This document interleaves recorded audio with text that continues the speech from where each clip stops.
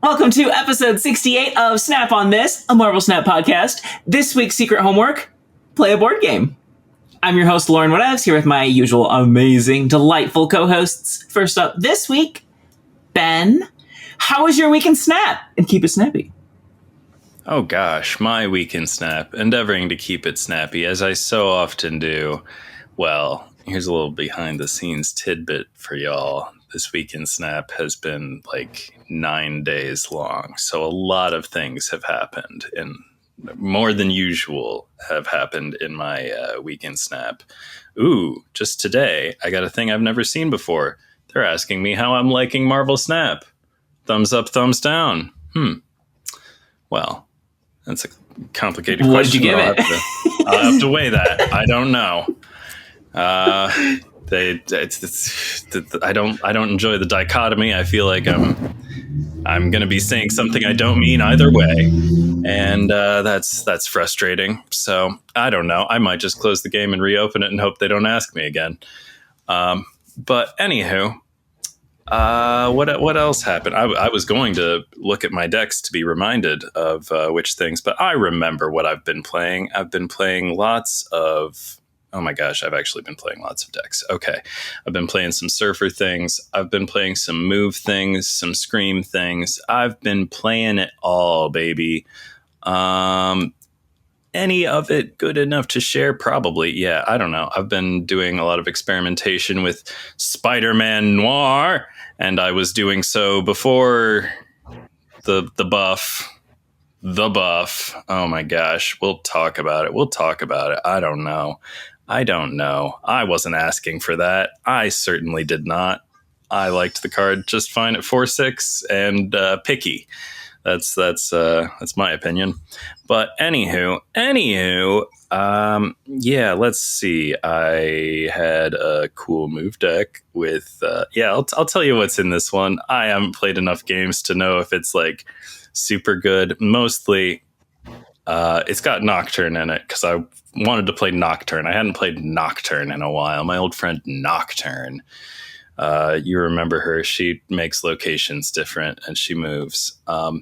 So my Nocturne deck is called Don't Knock It Till You Try It, and it's got Batroc the Leaper, it's got Volture, it's got Dagger, it's got Craven, it's got Cloak, it's got Hydra Stomper, Spider-Punk, Nocturne, Prowler, Stardust, Hellion, and Heimdall. And, you move stuff and you do things and you do location tricks. We were just talking before the recording about Quake and how sometimes you lose to locations not being the location you thought you were playing on and stuff. And Nocturne can take can get a similar effect going. Anywho, so that's fun. But what else? Oh, all right. So Safety Blade, as I predicted, finally did get on the Spider-Man Noir train. I predicted this on some previous episode, maybe 2 weeks back. I don't know. But anywho, there's been an exchange of ideas. I was inspired by his fondness for Viv Vision, a card that I've never really, I don't know. I have not been the staunchest. I like Viv. Supporter. I mean, she seems fine, right?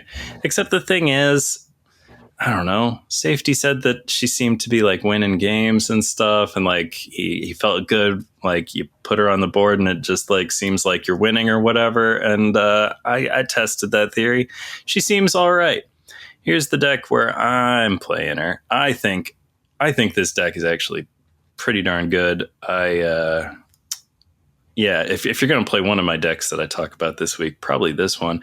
It's got America Chavez, Surge, Merlin, Brood, Captain Carter, Silver Surfer, Viv Vision, Hope, Summers, Sebastian Shaw, Spider-Man Noir, Absorbing Man, and Iron Man. And I know that like a lot of these surfery decks and stuff, they're not playing Iron Man like I like to play with Noir. And I still think it's worth it. I think that Iron Man's a pretty cool card. Makes things twice as much. Historically strong effect, especially like in a deck where like with Surfer, you've got so much like agency about where your points go at the end. A Noir or not. I don't know.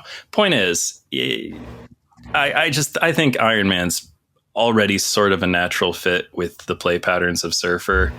Like not natural enough that you should be playing him without Noir and stuff and Surfer, but like, you know, he's been kind of cuspy on theme for that archetype, I think, for a while.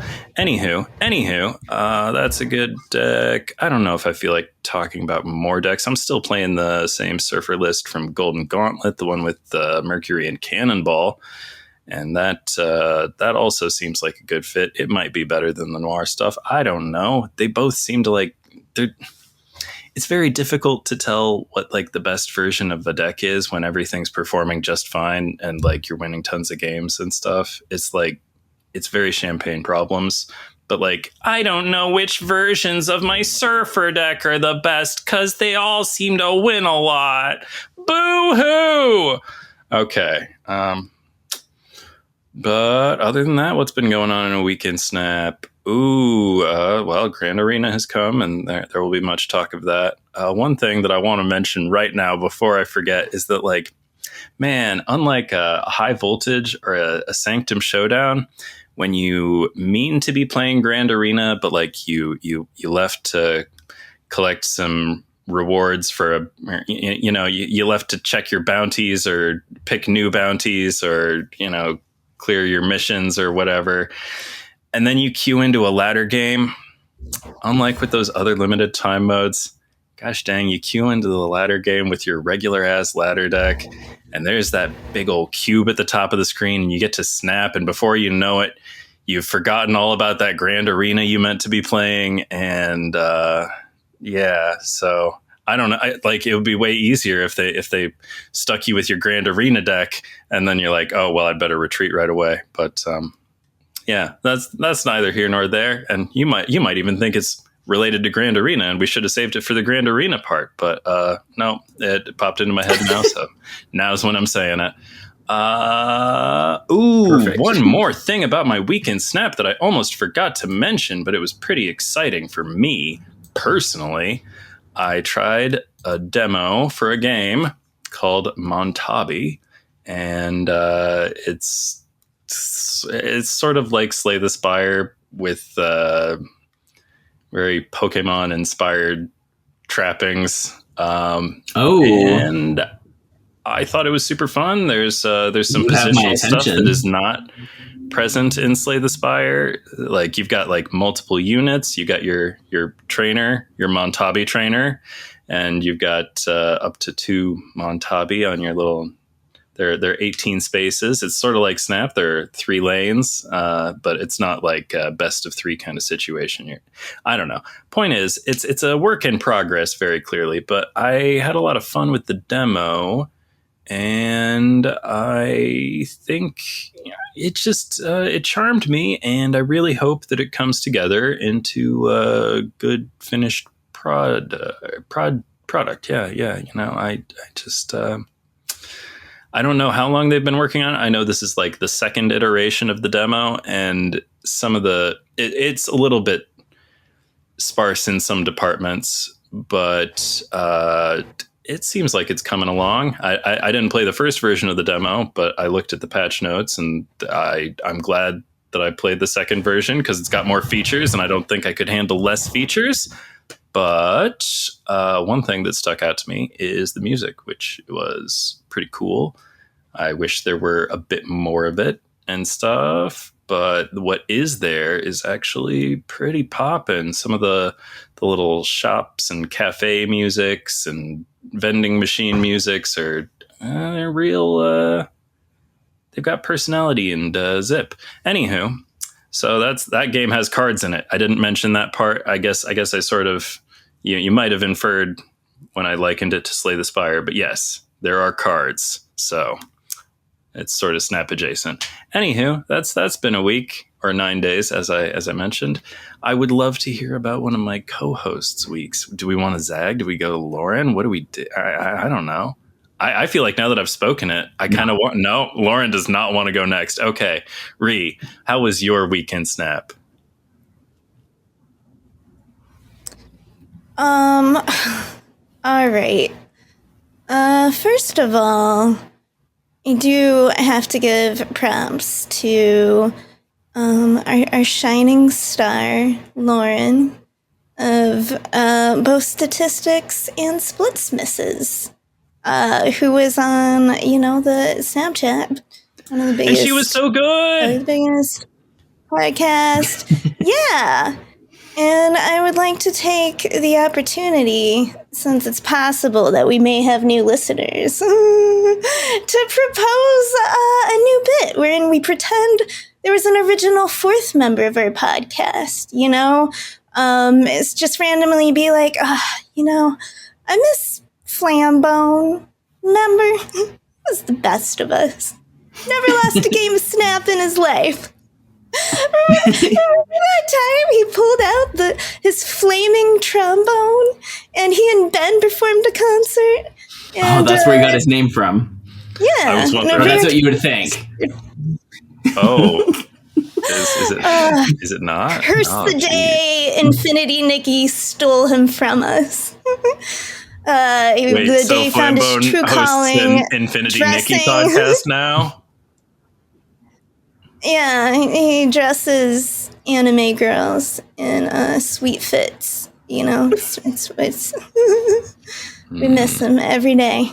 He had the best rapport with all of us, individually and together as a unit. We miss him forever. We miss you, Flambone. Good old Flambone. Sorry. So yes, Lauren, I'm sure, would talk about that more in her weekend snap. Mine, kind of started. I mean, not to. I like it when my weeks and zig and zag, where it's like it was a bad week, it was a good week, it was a bad, and then it's balanced out. Where karmically, it's like back when I used to drink more. I drank a lot more like stouts and stuff to counteract all the IPAs drunk in the world. Just try to, cosmically balance out the beer. Now it gives me too much of a headache too easily, and I hardly ever drink. Okay, so no, it started out, and I did buy Prowler, but then I couldn't even enjoy him because everyone was doing move stuff. Someone was also playing Mercury and Shadowy and all this stuff, and it was and then for some reason I decided to blow all of my tokens on after Prowler, which on Series 4 seasonal cards, trying to get Deafening Chord, because I should have just bought it for the more, but I was like, nah, I'll be fine without it. It's a lean solstice this year. We'll get Deafening Chord next year in better times. And then I was like, no, I want it. And part of it is safety's fault, because I can't play safety decks anymore because I don't have all the cards. Safety's always, that's why we get along. Safety is always chasing shinies, just like me. If you listen, I'm sorry if that's not how you feel about yourself. Anyway, but now I don't have all the shinies, and it's just I want Deafening Chord. Anyway, and I did not get it. You know what I did get was Zombie Power Man and Zombie Ant-Man. So I don't have Zombie Richard Reeds or anything. So it's I can't play any zombie. I don't have Colonel Captain America. So I got the two zombie cards from two different styles. Zombie Richard Reed sounds like it's something to encourage young boys to read, but that this isn't for the girls because Zombie Richard is kind of gross, but he does he is promoting literacy and the love of books. What? You said something about Zombie Richard Reeds, and I'm who is this character? Zombie Richard Reeds. Okay. And he's a little gross. He's got a worm coming out of his eyeball, but he's not threatening, scary, but he's reading cool. He's for messy boys, very Did I mess up his name? I'm so in a really fun way. Okay. With an S at the end. I see. Zombie Richard Reeds. Reed Richards, not Richard. Zombie Richard Reeds. It just clicked. I'm so sorry. I was trying so hard to get in enough Snap for the podcast that I am now I'm now Richard Reedsing it. Okay. Woo! All right. So, yes, this is the point where it's like, oh, this is so much fun. I'm having so much fun in my game that I play to have fun. This is a lot of fun. And it was my first month. I didn't get to Infinite last month. I just didn't play enough. And there's this moment too. I'm like, I could do it because I've done it before. I'm like, I could decide right now I'm getting to Infinite and I'll get to Infinite. Like, it'll happen. I just need to put in the time. And then I was just like, no. Look at that. You freed yourself. The Elsa, the let it go just poured out of me. And I also didn't get the Conquest fan. I was just done. I was like, that sounds intensely healthy. Was it? Okay. Anyway, so we started and I was like lower in the season than I've been, I've never started Blue Star Wars. So it's just like, now I'm here in the 60s. So we do get a 69. Say nice, make the joke. Okay. But I haven't done that in a long time. Okay. But I started and it's like, why do I even want to play? And this is one reason I haven't been getting a Snap. Nothing excites me. I don't have all of the new cards. I don't even have enough of the cards, say, to play the real Zombie Scarlet Witch deck I've seen running around. And I'm not excited. I don't have the time right now to cook as hard. So I'm not trying to pick up I don't know. I'm just a bitter old hag, honestly. Snap sometimes. So I was looking through my cards just to see what hit me first that I wanted to play. And you'd think I'd turn to my old friend Dracula, but I didn't. I went to Scorn. I'm like, oh, Scorn's always a good time. What's she up to? And I'm like, okay, if Otto rules me anything but Bullseye, I'm in. And it wasn't. It was Khonshu and Dracula. And it's just so I've been playing, it's just been win. And this is such it's changed, right? This from the last time I would consider what a basic Dracula would be. And I miss my Meek. Meek would be in here if this was one I had made. But I just wanted to give it a shot because I haven't played Colleen in a minute. I don't have a good split on her. But, people don't respect, after all this time, I come back and this card has been out forever. The tricks I pull with him, I have done time and again, like a vampire that's lived for 1,000 years, and still they will not respect a dead man. It's just the times Sinister London. It's do you see on the board my Sinister London I've got multiple Drac. You've seen that I've hit my Apocalypse multiple times. What do you think is going to happen here? You've seen it all. I'm going to win all 3 lanes on this one, babe. And I did. Okay, anyway. And this happened time and time again. And if I forgot if there's one thing I like, it's winning again and again and again. So it did bring back some joy. Yes. And it made me think this is I was thinking, before it was Khonshu, yes, just because Moon Knight relevance and discard, which is, used to be the comfiest thing for me and is still a bit of a home. So before whatever I thought about it, I think I thought it would be its own archetype, right? Slightly more independent. But what I enjoy that it did for basic discard when it comes into this deck that's just it's just, just a Scorn Gambit, Proxima affair, nothing fancy, no Moon Knight, no Silver Samurai. It's sad, but true. MODOK, of course, because MODOK's goes in literally almost every discard unless you just, you're doing something wrong, I don't know.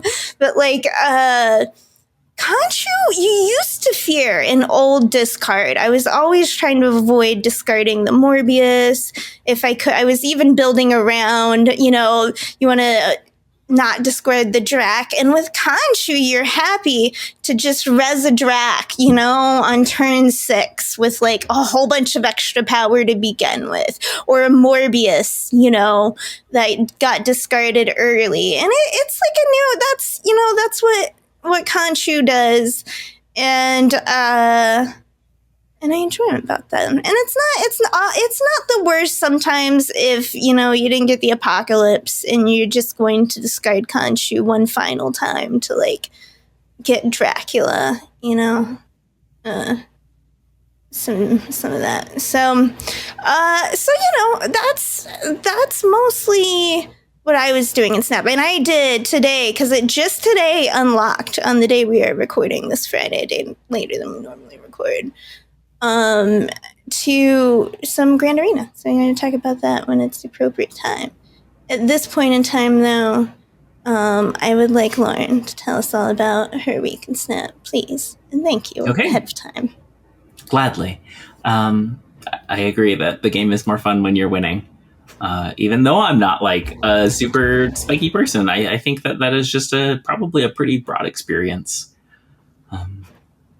And I imagine something that's hard to balance in a PvP game, right? Because like every game inherently, when somebody's the winner, somebody else is the loser. It's true. That's why they're trying to get bots sneakier, so they can control your win-lose rate to parameters that keep you engaged. And if they can hide the bots from you, they can do that without you seeing it. I think you're right that is part of it. There are certainly bots where that's their job, bad at hiding to you. The bots, but also I've noticed that people are super bad at recognizing the bots and are very often complaining about bots that are like definitely humans. That's just a thing that I've noticed out there. I agree with that. So some of the like old school like loser bots, some of the old school loser bots are still very easy to spot. Like they're running America Chavez in a discard deck or Domino in a C3 deck. It's like, what are you doing? Or they have Nakia or Hellcow or Daredevil. Yeah, you're just like, this is... Yep. The giveaway cards. This isn't a human. But yeah, the bots that like are trying to, help with queue times and they actually play well, those are much harder to identify nowadays. Anyway, yeah, I was on the Snapchat. I talked to Alex Kocha. That was super fun. That's a podcast that there's so many Snap podcasts now that I don't keep up with any of them. But there are many that I listen to periodically. But anyway, Snapchat is one that I listened to before I even started content creation. So that was fun to replace Cozy, who is very rarely on the show now that he is almost dedicated to Marvel Rivals. And we got a ton more visits and followers on this channel because of that. YouTube has this, it's only like a month or two old. They let you collaborate and say like 2 or more channels posted the same video. It's a pretty cool feature. Don't know if you've noticed that or not. So yeah, the Snapchat showed up on our channel. Anyway, I don't know if you've got any questions or anything about that. Like you two have both seen the Snapchat before.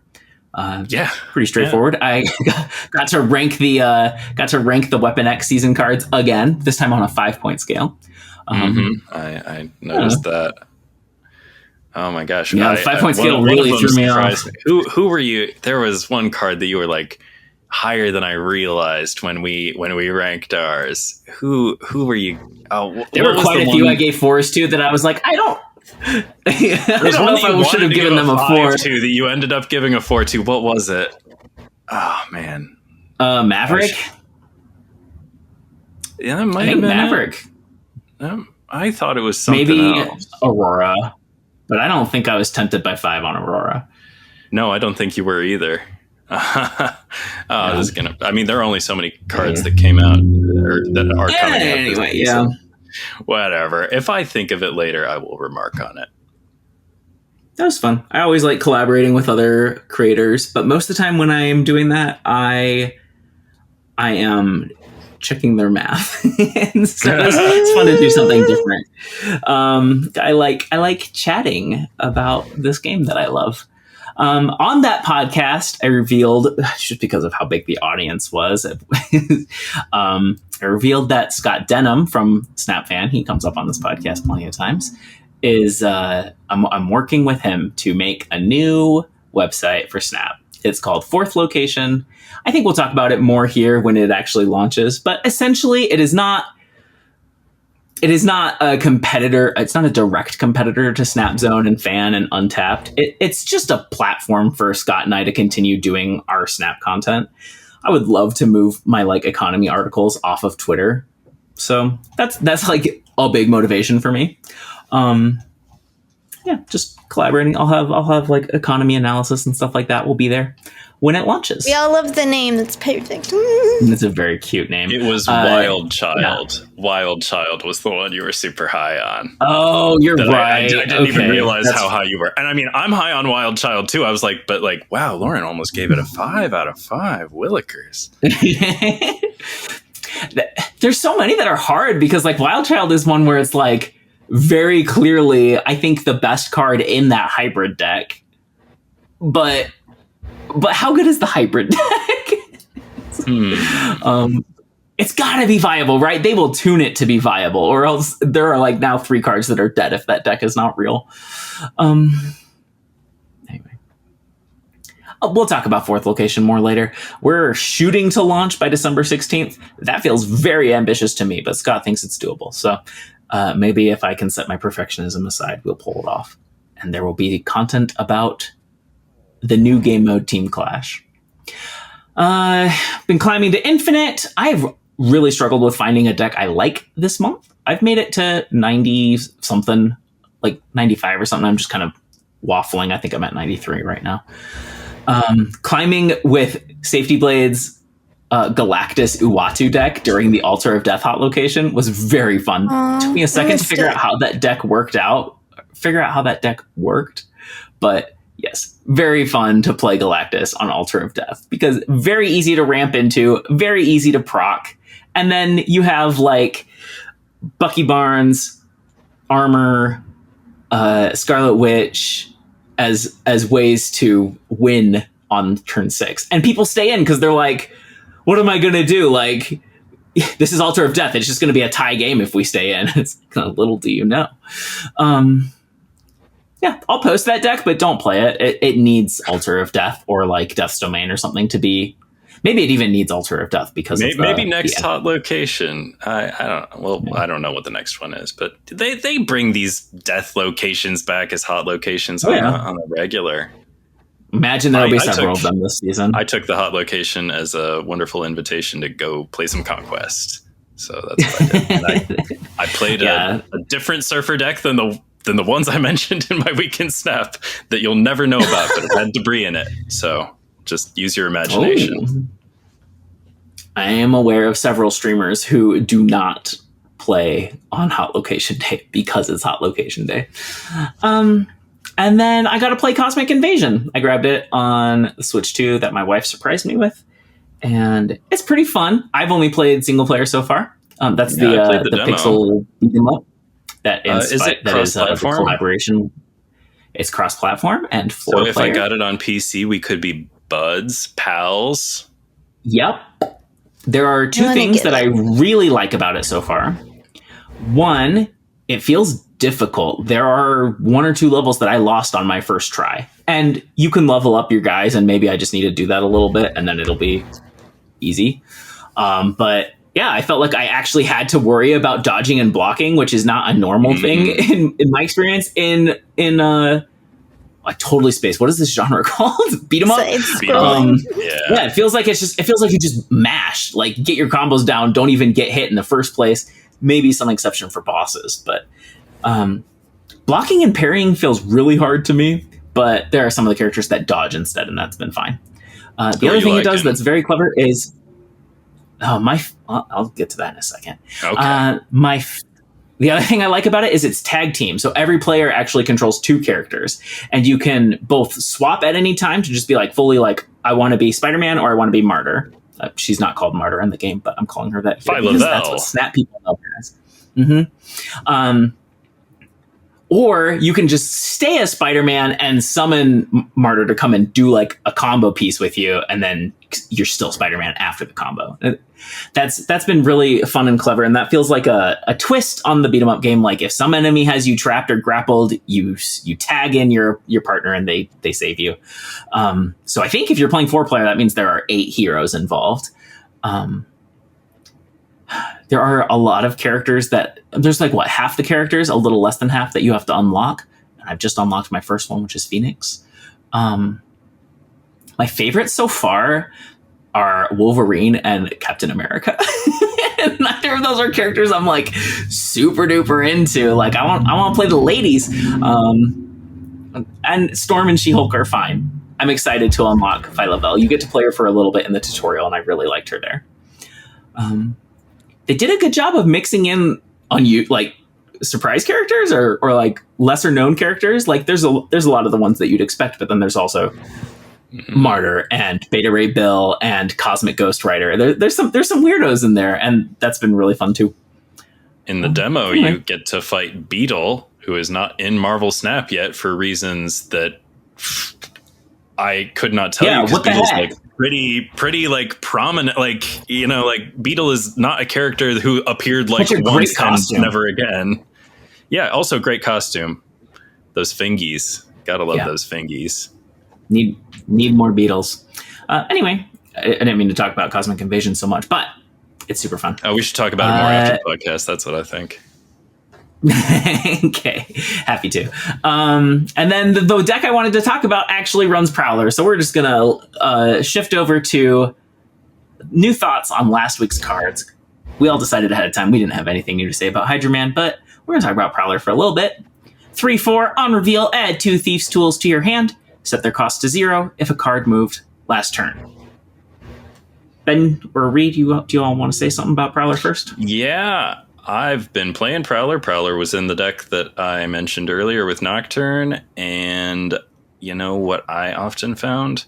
I often found that even if I had somehow not qualified to play Prowler for the free skills, it was still usually right to play him for the expensive skills. And when I say expensive, I mean costing 1 and possibly refunding it next turn.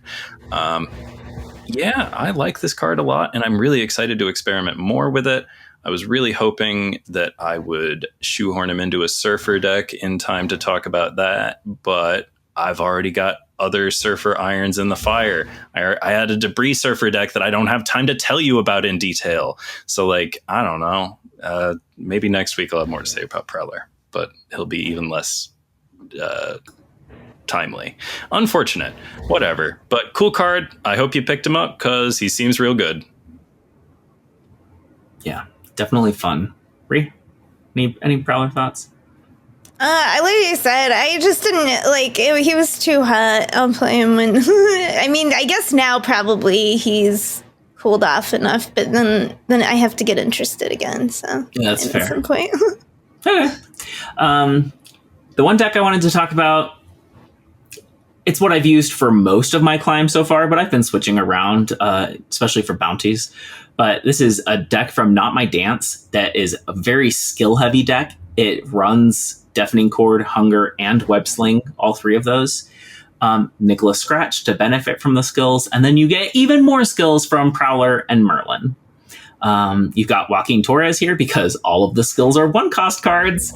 So just super fun deck with tons of synergy, and then it's a zombie deck on top of that. So Zombie Scarlet Witch, and then you get Spider-Man to, proc her but move off of her. You have Zombie Giant Man and Abs Man, who are a strong finisher. And then Werewolf, because we have tons of skills.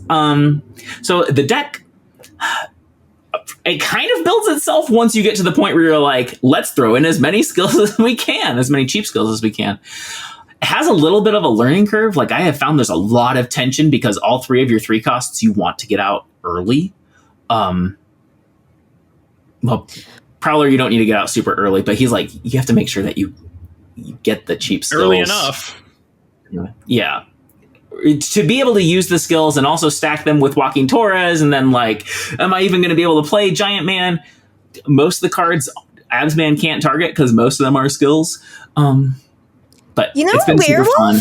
Has really changed. Like as you were talking, I'm like, oh man, remember it used to be you like be mixing up like some Kate Bishop with some higher cost on reveals, and now it's all skill. Now when you're doing Werewolf, you're just Merlin, you're just genning skills or having cards, because it used to be. I remember when Agamotto came out. And I was just like, oh, this will be super fun with Werewolf. And now it's just like all Werewolf does. And it's really good. Moving him like 4 times in one turn is a +8. And not having to, have the space with a cheap card you play. So much easier to manage the board space, yeah. Yes. And then, of course, you mix in something like Zombie Scarlet Witch, who is currently the best one of these, but it could be Angela or Hope or whatever. Ben might think Hope is better than Zombie Scarlet Witch. Perhaps contextual. Anyway, another way that skills are great. You just keep hitting Zombie Scarlet Witch over and over again. Anyway, very fun deck if you have the pieces. Probably not every one of them is required, but you need a critical mass of them for sure. And Prowler just contributes. Being able to use Prowler's things on Walking Torres is so fun. This reminded me of a thing I kind of meant to. There are so many things I meant to mention in my Week in Snap that I did not, but that Surfer deck that I mentioned, the Noir one with Iron Man and stuff. One reason I think Iron Man is cool in there, perhaps specifically, is because of Hope, and that's also like kind of a thing with I should have written down how I was going to express this thought, but like that deck, that the Noir Surfer deck I was talking about earlier, very often you'll be like not very often, but like sometimes you won't be spending all your energy in the early game, but like Hope and Merlin in particular, as well as Surge, like just the acceleration package in that deck. Well, when I say acceleration, I don't know. Point is, very often you're skipping energy on the early turns, and then you're like spending 8 energy on turn like 4 or 5 or whatever, and like you catch up. I don't know. It was that's like I think that maybe a lot of people very hopey to me. I think a lot of people were really struggling with Spider-Man Noir because I don't know. I don't think they were looking to play him in decks like that where like you're not using your energy efficiently at first, and then I mean efficiency doesn't matter because you make so much energy late. I don't know. That's where he seems to fit together really well for me, especially if you're looking to proc the Jubilee type effect. I don't know. Sorry about the digression. Quite all right. Okay, now we're going to talk about the cards that came out this week. There are 3 of them, 4 if you include the Grand Arena card, but we'll talk about him next week. Season Pass, Weapon X Wolverine, 2/2. After one of your other cards is destroyed, +1 power. After every 3rd time, improve this effect by 1. I am going to start this one out in a real bummer because I hate it. I look at this card and I am like, you do not want to be destroyed.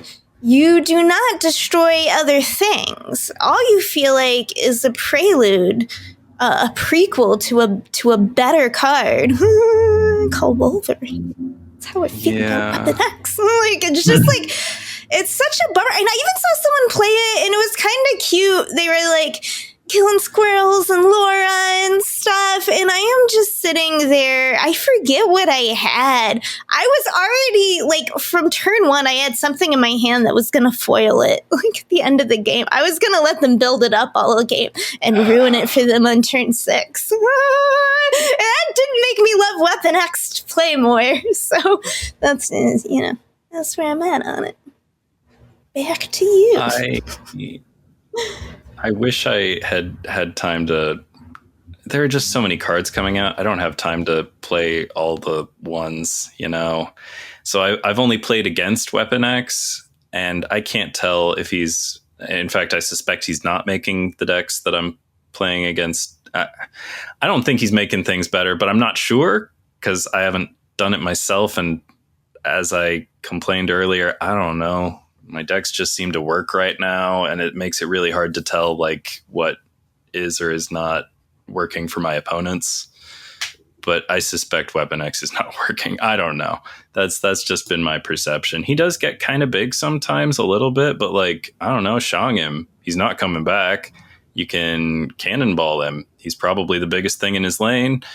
He's just, I don't think he's doing anything. So Shadow King is everywhere right now. Oh yeah, that too. It's kind of a bummer to me. Yeah. Yep. Yeah. He seems fine in Grand Arena. I played. Yeah, it helps a lot to have the Berserker Rage skill. Yep. That does seem pretty good. Talk about that a little bit later. I've played each of the new cards a little bit. Not super inspired by any of them. Weapon X, I'm thinking about how to make a clip for Weapon X, which is like, how big can we get him if we do a stupid amount of destroys, right? Like, we're either going to do an Invisible Woman First Steps with a Tuma on X23, or we're going to do like Ultron Killmonger shenanigans and multi-proc those. I don't know. I'm thinking about it. But that's still just like, there are so many other cards that could get bigger in an easier way. And he's a 2, but he's just not a very exciting card. I think I have not been impressed with the decks that use him. Like they seem kind of as I expected. They seem playable, but not as good as just traditional destroy. I was not even really having fun with him on Altar of Death Day. And it's not that I don't like destroy, like the little destroy deck that runs 6/1s. That has been so fun for me, and I've been running it for, I've been playing that ever since Headpool came out. And Moira X, were they the same season? I don't remember. Anyway, no, they weren't, because Headpool is a zombie. No, I guess you're right. No. But close. They were the adjacent seasons, neighbors, back to back. Anyway. Sequential. That deck has been very fun for me. And I like Nimrod, so there's some flavors of Destroy that appeal to me, but not this one. Adamantium Infusion. A 4-cost skill on reveal. This is in the Super Premium Season Pass or Series 5 Snap Packs. On reveal, revive your highest power destroyed card here with its power doubled. This is the first time since the introduction of the Super Premium Season Pass that I did not get it. I got the card, but I just got it in a Series 5 pack. I have tokens to spare, and it just didn't seem like... I didn't really like the variant that's in the Super Premium Season Pass, and it's like, save some money.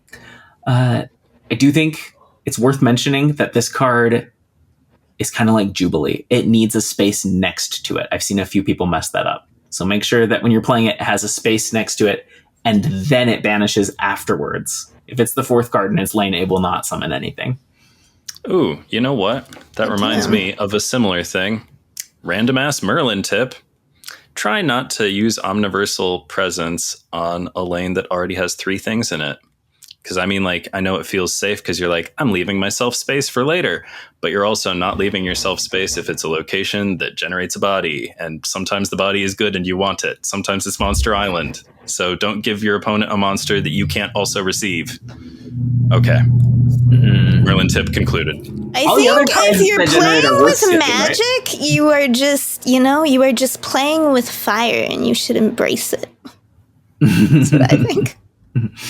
I love killing Limbo with Omniversal Presence, and then they react, and it's like, I had Merlin on the board. Did you not see that coming? Oh my, yeah. It's the Snow Guard effect, where you're people are like, you can play Snow Guard's cards? Yeah. Exactly. When she used to just be for Loki or whatever. Okay. Anyway, Adamantium Infusion. Have either of you played it or seen it? Oh, I've seen it. No, but it seems really good. I mean, maybe I've seen it. I don't know. But yeah, no, I've definitely seen it, but it's like I don't have it, and I lost all my tokens chasing the music that I never got. So I won't be getting for a while. Ben? Seems fine. It does the thing. Just fine. It seems strong. I'm not playing it, so I have I don't have. I play against it, and sometimes I win and sometimes I lose, and it just seems like a normal card, an offensive freestanding skill that I despise, but other than that, it's a normal card. Seems good. I don't know. I've been impressed with it. I haven't gotten to use it a lot. Like, the decks I was playing it in, it was like, it wasn't always the best thing to do. I look forward to Fastball Special. I think it will help a lot, because then you don't need Carnage to do both cards on turn 6. Yeah, you have I feel two options for that. Yeah. Man, Carnage, fastball special is really just stepping on Carnage's toes. I mean, like, I know that Carnage destroys more than one thing at his location, totally. But it's like Carnage used to be the card you turn to for a 2-cost that destroys things. But like, no, I don't think he's. I think Carnage is the better card. You really think the better card of those two? Maybe. Yeah. The fastball special doesn't add any stats to the board. They're very different. Yeah. Well, yeah, what do you mean fastball special doesn't add any stats to the board? All of the affliction that you apply gets removed from the board, exception for like Wolverine and X-23. Okay, and Nimrod. No. Like the whole destroy, like anything that gets destroyed. It's because you want to destroy things, but directly it doesn't add any stats. Whereas that's true. Carnage adds the numbers are the 6, 8. Anyway, one thing I want to say that's cool with Adamantium Infusion that I did not think about until after it was already out. If it summons a destroy card like Venom or Carnage, they will destroy it. And then Firehair will use Adamantium Infusion. And that's cool.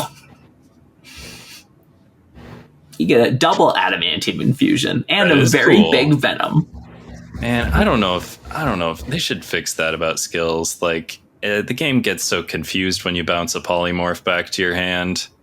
I don't know if y'all have ever experienced that, but like the game gets real confused and your hand doesn't look right. And there's like a ghostly polymorph that you can't play. And it's just like, I don't know. I've seen that once, play it, but now you can't. But it's weird. Last I checked, and maybe this has changed, but last I checked, if you polymorph a 2 into Beast, what's it called? Astral Projection. No, if you do it into Astral Projection, it doesn't banish itself afterwards. Totally should. That's weird. Chamber, our last one, Series 5. 2/3, activate +2 for each 5-cost or higher card you have here and in hand. I'm surprised how much Chamber I've seen. This card came out this week. It's okay. That's why I moved it up a week for you in the show notes, which re-prepares. Yeah. I'm surprised you didn't know because I've seen a lot of people playing Chamber. I think I've seen more Chambers than I've seen Adamantium Infusion or Weapon. I've not seen any. Yeah. And I don't think he's very good, but he does do something. So you have to remember that he does something. Because, like, I've heard anecdotally about a lot of people getting snuck up on by Chamber. And he's an activate. There's no way this card should be sneaking up on anyone. So just remember that it's not a vanilla 2/3. He does do a thing. It's not very good, but it does. Fire. It's like Echo.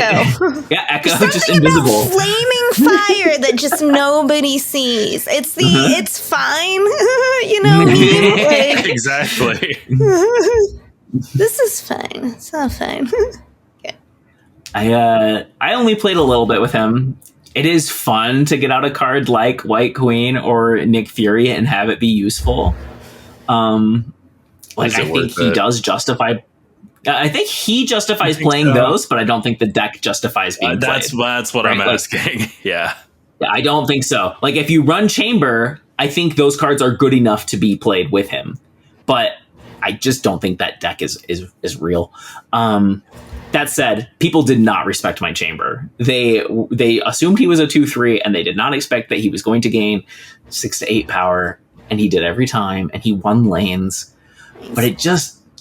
I didn't really like the deck. I think I do owe Chamber a small apology because I gave him a 1 on Snapchat, and he's probably a 2. Like, he feels more like a 2 to me. I also think maybe I owe Chamber a small apology. But just a small one. I would do this with, like... I would do this... This would be fun with Wiccan. I could see that. Sorry, I have no idea what other people are doing with him, but it's like... Oh, that's where you can throw a bunch of, like... high cost cards, and because that's what I was looking at. So I'm like, where would I put it in what I have? And it's like, oh, where I only have my 1 cost Quicksilver, and then I have Domino as my only 2 costs, enough 3s to be somewhat guaranteed I'll at least get 1. And then and then like a lot of uppers in your hand. I like to put in a lot of surprise, like Legion and all of those, and then you have your options for what will most tip the. I like to prepare for battlefields, right? And so cards what I like looking at Chamber now. At first, I won't lie, I just scorned them. I was just activate, get out of here. You're not welcome. Freeze, bar. Okay, but now I'm looking at them and I guess that would be it would be putting in another 2 in the deck, but at the same point, I do have a lot of big cards, not necessarily going to play them all, and maybe I'd give him an audition. I don't know. I'm not going to pay him though. One deck I've seen that he's in that is somewhat appealing to me. I've only played it a couple times. Smiles has a deck that is running 3 ramp cards. Jennifer Kale, Electro, and Luna Snow. And then also has Blink as a way to... yes, I've been seeing this deck around. Energy. And it has War Machine, so you can play Ebony Maw and Infinite. But the deck runs 7 cards that would work with Chamber. So he seems like an okay fit there. I don't know. The deck seems a little awkward to me if you don't get the ramp, but there's a lot of ways to ramp. So maybe that's not a big concern. 5 cost cards have just been a tough slot. Usually when you have one, just the one. It's a big combo move. I mean, it comes up in their balancing notes sometimes that they're trying to make 5s playable. They're just going to give it a Zabu eventually, and then it'll be busted for 2 months. In the past month or so, they have grown on me, these 5 costs, because that Golden Gauntlet Silver Surfer deck, I jammed Cannonball in there, and I was like, hey, this guy feels pretty good, especially if you've got enough ramp stuff where you can play him alongside a 3 on turn 5 or 6. That was feeling good to me, and now I'm experimenting with Iron Man. And I'm in my 5 cost era, and it feels very strange to me. But now I'm well, surely I'm going to play one of these 5 costs in my Surfer deck, and no, that historically for me has ended at 4. That's where the curve stops. But I don't know. Ben Surfer is any maybe that doesn't I love run 5 costs Sarah. now. Oh yeah, that's the other thing. Man, when I was trying to poorly explain the start slow and end big thing with the Surfer curve, I should have mentioned this is all in comparison to how you would set up a Sarah type curve where there you only get the acceleration pretty much for turn 6, but if you're doing Hope, Once in Future, Surge type stuff, you get big pops on earlier turns, even as early as 4 or 5 sometimes, depending on how locations treat you. I don't know. Anyway, I'm just saying, secretly, so don't tell anybody, especially not safety, but I kind of think Hope just eats Sarah's lunch in Surfer if you're I don't know, that's my opinion. It's all a matter of taste though. You remember back when Equinox played Snap, she wrote up this whole theory about why Sarah, I can't remember if it was Sarah in general or Sarah in Surfer, but either way, it was this whole thing about Sarah's not really worth it, and it was a fun Twitter essay to read. Very mathy. Anyway, next week's cards, we've got a vibe check. Tell the math and just hit the vibes hard, because she's play Legion instead. I'm fuck yeah! Yeah! That's another podcast. I really want to add to my rotation. Now that I'm into 5 costs, I should start playing Legion. Everyone else has made it look so much fun for years now, and I've never put Legion in a deck on purpose. It might be the card that has made me literally laugh out loud more than any other card in the game. I mean, they're great. So oh my gosh, my favorite thing is when someone Legion scams me and it doesn't fucking work. I've got a beautiful screenshot from yesterday with 3 bar with no names that I won for 8 cubes. And it was not my idea. Not my idea to make every lane bar with no name. Oh, you didn't see it coming? They just flubbed it? That's funny. Yep. Completely set the bed. That's a hard scam to pull off because everyone knows about it. So if you're playing, that's why I like to put decks, Legion and decks where people aren't going to expect them. Because like if they at all think you're gonna have, then you gotta play the game of playing just enough power down so they don't. It's not super obvious you're just gonna Legion them, you know. Yeah. And then you want to try and snap them and stuff. You can't snap right when it shows up. And in that specific game that I mentioned, those are hard. Well, the interesting thing was that one of the 3 locations up until turn 6 had been Sinister London. Is that the one that makes them go to different locations? So like we were all really tiptoeing around that one because like you don't want good stuff to end up on bar with no name. But like I'd gotten a little risky. I played my Iron Man on Sinister London. I was like, I'm fine if Iron Man and Iron Man alone shows up on bar with no name over there. But then, of course, the whole situation changed when every location was bar. But yeah. So that's just fun story time. It was fun for me, the teller of the story, and I appreciate you both accommodating me. Where were we? I really like bar with no name and Cancun both. Oh yeah, great. I could do with them being very slightly more common. They're Yep. It's so fun how much they change the gameplay, and really interesting interactions with other locations sometimes.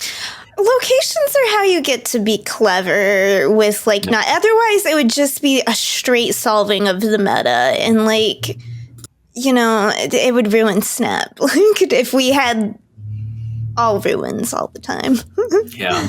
Imagine if you had a mode where there were only 8 decks and only those 8 decks. Imagine how quickly the meta might be solved. Indeed. It makes you feel like a real war general because you're like, I didn't just bring an army. I studied the terrain. I tricked I lulled my enemy into a sense of false security before I circled around to catch him. Anyway, it's I don't know. It's like that's. It makes me sad. It's like I get hot locations sometimes that really annoy me, but when people are just like really down on like a diversity, and there's some locations that can be annoying, but it's like that's what. Yeah, the ones that annoy me are the ones that do nothing. I think a big reason we're still playing it. Do you know offhand what your least favorite location is? Rocket Pad. Really? Even less than ruins. It's not even top 10 for me. Ree, do you have a least favorite location? I do. I mean, it really depends on the deck. Comes up a lot. Really make me mad sometimes. Yeah, Subterranea is good for you. Subterranea builds character. Personally, I shine most brightly in the face of adversity. My least favorite location by a very wide margin is Crimson Cosmos. I have to say, like, oh yes, because I play small cards. You're right. That's yeah. I hate. Let me play my tiny cards. Is life I am most already likely hard to retreat from a Crimson Cosmos because it might be the only location that I hate. There. The other, some of them are like. But like, doesn't that make you kind of love it? Doesn't that make you respect it? Like, isn't it good because it's so impactful? And like, don't you feel good when you bring back Plunder Castle? Yeah, do. I didn't mind the occasional play. I didn't think they needed to completely get rid of it. It just seems exactly. I liked Plunder Castle better than Crimson Cosmos. I liked Milano okay too. That was the one where you could only play on turn 5. Wade Wilson, 2/2. When destroyed, replace this with a 1-cost card from your hand or deck with +1 power. Just a quick vibe check. Are you excited about this card at all? Yes, it's the Hulkling effect for me. For some reason, you guys hating on him made me like him more. I want to do a bunch of Deadpool stuff. I like finding cards. I was sad. I want you to prove me wrong. The original Bullseye, right? Wasn't he going to be like a 2-cost finder, like a Daredevil finder in the data mines? He was a 1 that drew a 2 next turn. So cool. It's like the real Bullseye where it's like, oh, he's just the maniac that I can't appreciate. But like, but I liked the idea of being able to find cards in my deck. So like, I'm intrigued. Tutoring is great. We didn't mention when we rated. I think he's slow. Yeah, that's the thing. He is slow. We didn't mention when we rated Wade Wilson, and we felt terrible. Listeners, we conferred about this. The hosts of Snap on this. After the episode, we felt really bad that we didn't mention that you could, on one turn, do the. You could destroy Deadpool and Wade Wilson on the same turn, and he'd spit the Deadpool back out for you, and that's a really big deal. He's still garbage. But just on principle, I didn't like it when it was Mr. Fantastic 3, and I don't like it when it's Deadpool 3. Where's Beetle? Where's I know I reach for this one all the time, but where's Toad? I don't know, because we're too busy. Is he our second card like Deadpools? What was that? Yeah. Is he our second card that's just like the alter ego, like Bruce Banner? I think he's the second one. And yeah, I mean, like there are a lot of alter egos. Are we getting Peter Parker, Green Goblin? You got, Are we getting their human, their citizen? I don't know what to call it. Civilian. That's the word I'm looking for. Are we getting their civilian? Are we getting more civilian cards? I mean, it doesn't really matter to me if like that doesn't make it any better in my opinion. I mean, like Bruce Banner has like sort of a you're wrong. I can respect Bruce Banner, but like I don't like this Wade Wilson precedent. Like Wade Wilson is not different enough from Deadpool, if you ask me. You're wrong though that this doesn't make it better. Wade Wilson is better than Deadpool and Wolverine. Deadpool and Wolverine : Deadpool. That is a worse option. Yeah, I guess it could be slightly worse, but it's still basically Deadpool 3. Okay. Just like, are we cutting zombie Richard Reed's more slack because he's a zombie? Like, I don't think so. I think he's still Mr. Fantastic 3. You're correct. Weapon H 714 when discarded, put this back with -2 cost. He's a hulky Wolverine. Hell yeah, this card's nuts. Yeah, also, I hate it because everyone will play discard now. He's like it's like he'll be good. I feel like that's obvious, and he'll even be fun to play, but it's like everyone we play, and discard is like secretly good. People just haven't been playing it lately. Are they playing Bullseye? Which I don't like. APOC doesn't get the respect he deserves. That is a good better, and this will bring attention to how good scoring is. And I just started playing again, and I'm gonna have to like drop it. I know, and we're gonna have to wait for it to die down, and then we can come back around and pick up the pieces once the crowd moves on. That's how I feel anyway. I assume you're feeling similarly. I don't know. I'm putting words in your mouth. I don't think he's clearly better than Khonshu. And so I don't think that he's going to long-term be a big boost to discard. I think you at can least play not the both. APOC Dracula version. I think you can. You're going to play APOC, Khonshu, and Weapon H in the same deck? I think so, yeah. Maybe, and then you take out some of your earlier benefit cards for more cards that discard, Like, I don't always play Lady Sif, and she's great. Why don't I always play Lady Sif? Well, now maybe I always will. I haven't built the deck, but I'm definitely going to be trying to find an excuse to play Hellcow. I don't know if it's going to leave the house that way. I don't know if that's what we're wearing out, but I want to play Hellcow. Hellcow might have something. Like, there's got to be something with the fact that it's because, like, now that we've got so many, I like that it says discard 2 cards. That's what I like about it. It doesn't anymore. Does it not? Does it do 1? It was too good. It was a hella card when it discarded 2. Well, there go your Hellcow plans. Just goes to show how much Hellcow I'm playing. Good old Bessie. In my life. All right, so I guess I'm gonna have to wait for a rework or something because I'm not interested in that design. No. Is it the stats now? Is it a 4/8 or something? or no. What does it have? It's like what a does it even 4/6 do? discard 1. All right, live check. Listen to me typing. I'm not even going to mute my microphone. 4/6. Activate discard 1 card from your hand. What a garbage card! I'm not playing. Yeah, that's why nobody plays it. They went way too hard when they nerfed her. Anyway, there was like that window where she was discard 2, and everybody was playing her in entirely unappealing design. Bad job. Huh? Yeah. I didn't think they would do something like that. I almost think they should take her back to discard 2, but make her an honor. They should. That had me excited. That wasn't a card that was supposed to be an activate. Yeah. Well, you can play Corpus Cliff. Wow. You could play Jocasta Hellcow.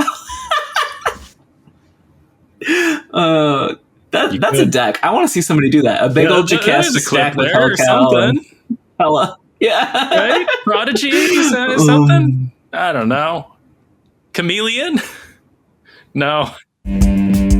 Okay, Grand Arena started a few hours ago from time of recording. We've all played at least some of it. It is with 8 new champions and their skills, all using beautiful pixel art from Cosmic Invasion. And there's no deck building. These are the only 8 decks you can use are the precons, which is a choice. I have seen some people ask for that, for a simplified mode. I don't think there's anything wrong with trying it once. Yeah. I just hope they don't try it I kind of wish again. that it was a separate queue. Like, if somebody wants to play precons only, fine. Send them in the precon queue. But if somebody deck builds, interesting. Send them in the deck build queue.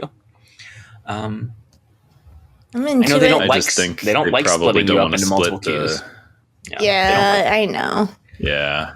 But it works for me because I don't feel like I have a lot of time right now for messing around. I just got to get in and get some games. I've been cracking up this whole time about this, Lauren, because I see you put in the show notes. Have you been playing the Sentinels deck? Yes, and I freaking love it. Okay, I've been playing it too. It's my most played deck. Really? Oh, I've been beating it every time I've come I didn't across say it had been going well. That's been my experience. Mostly, I find that it loses. I might have But scared Lauren people says she's incorrectly. 16-3 with it.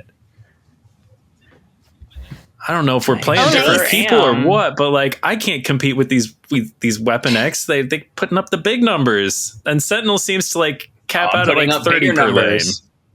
Are you? No. Okay. Yeah. My experience with Grand Arena started when I was going through. I'm like, okay, yay, the precons. I'm like I said, I'm into it. Let me go through and see what they put together, and I'll pick my first deck by what like my own deck preferences. And the first thing I was like, they decided to close these decks for us. And I'm like, that changes things. Because I was looking through and I'm like, okay, maybe.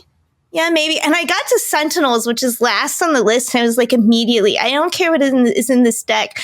I am not playing this foil Ultra Porters. Are you kidding me? Get some deck designers in here. Have you consulted a Splitsmaster about this? This is horrendous. This is an assault with purple pixels on my eyeballs. I hate this. I don't care. And you know me, I love random cards. I love Miraging. I love Merlin. All of these look great to me, but they don't look great. They look terrible. Oh my gosh, I can't believe you've been playing this. Just looking at it in the show notes hurts me. Tell us. I don't want to move on before you tell us more about your Sentinels. Okay. I think the Sentinels decks I did actually go back and look through some screenshots. Mostly it's 30 to 35, but in multiple lanes, which has been plenty for me. I had one game where I got close to 50 in a lane. And there wasn't like Nexus or anything like that. I just had everything stacked right. I think part of the reason Sentinels works is because people really underestimate how big Project Armageddon is going to be. That's the Sentinels champion skill. And it gives all of your Sentinels on the board +1 power for each created card you've played that isn't a Sentinel. And the deck runs Merlin. It runs a bunch of other ways to get created cards, but Merlin especially works so much better when he shows up. Every single skill of his you play makes it so that Project Armageddon buffs your Sentinels even bigger. I have gotten plus 9, plus 10, plus 11 to every single one of my Sentinels. People do not expect your Sentinels to get that big. You finish a lane early and they're like, that's no big deal. And you're like, psych. Of course, Victoria Hand can also make your Sentinels bigger. And so that's your other plan. Your plan is either go all in on Project Armageddon or make lots of Victoria Hands. I think it's very easy with this deck to clog up your hand. So be careful. Don't play Maria Hill and Hawkeye and Mirage. Like, you need to be careful about the plan Bs that you're investing into. Anyway, very, very fun deck. It's my favorite so far, but I've only played 2 of them. Annihilus I tried, and it was both boring and didn't seem very strong. Yeah. I tried Iron Man, and I won that one. And I was like, well, let's try one of the such a weird deck. trickier ones. Look at this, like, and then I why? got so frustrated with Sentinels that I had to keep trying it. I don't know. I'm 2 losses, 1 win with Sentinels. So like maybe it is not as bad as I. That's not that bad. Come on. But I don't know. When I get 2 losses in a row right off the start, I get a little. I don't know. That seems like too many in a row. Ree, which one have you been playing?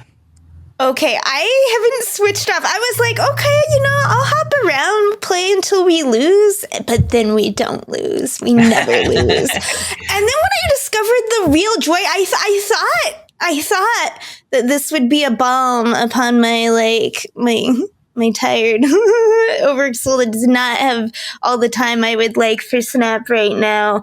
And but what's really fun about it is because like they're not allowing it's only the precons, like the tech is like mostly gone. So I get to do the stuff that I can't do in real world Snap because it makes me feel too vulnerable. Like, I don't like playing. It's why I don't even like playing Magic because, like I said, I like to ruin a limbo. So, like, I want to put one out there. It's, it's just like you feel so, it's like if I'm doing stuff, I like to protect it, And so this lets me do a lot of combo-y stuff that I don't go all in on, Like, I'm not someone that likes to retreat on a turn 4 because I didn't draw a negative, I'm in for the fight. You're gonna pull this game. I'm gonna pry it out of my cold undead fingers. They're gonna discard Apocalypse one last time. Okay, so so now I looked at it and like I do want to play this Black Panther deck, and it is nothing. Everyone thinks it's just going bigger than everything.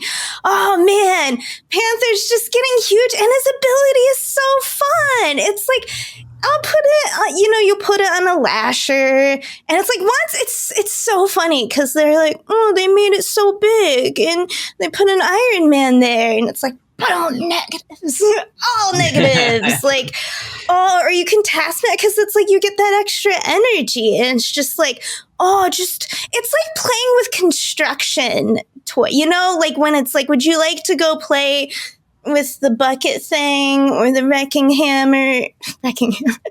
ball? Construction things, words.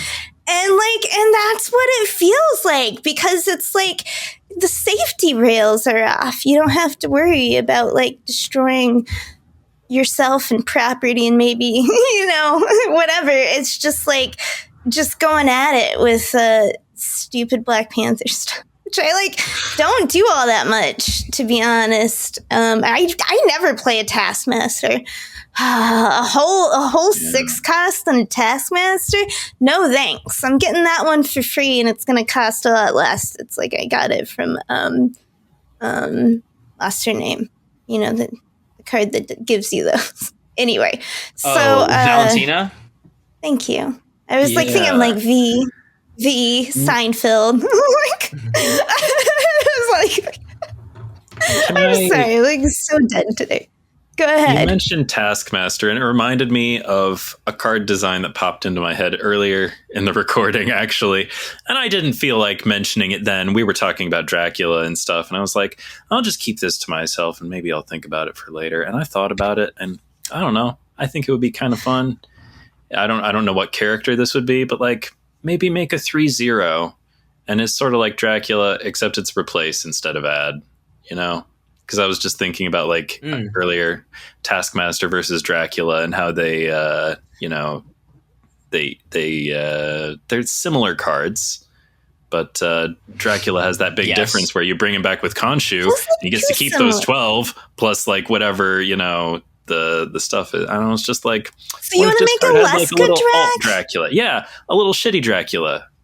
But then you get 2 Draculas. Yeah, but then you do get 2 Draculas. That is not 2 Draculas. That is a Dracula and a quarter at best. I'd play them both. No. The benefit of double tracks is like 2 also how much they stack, right? And now you've got to worry that you've got to play this one after this one so it gets the benefit. It's like, I don't know. I disagree. You liked Dracula when he was replaced before, didn't you? It's new that he's addition. Is it? I mean, if that's new, it's like a long time. That's like a year old at least. That's more than like a year for sure. A year old. This game is like, it's not even, it's barely toddling. Do you two want to bet on when it happened? When did it happen? At least a year. More than a year. Must be. January 9th. This year?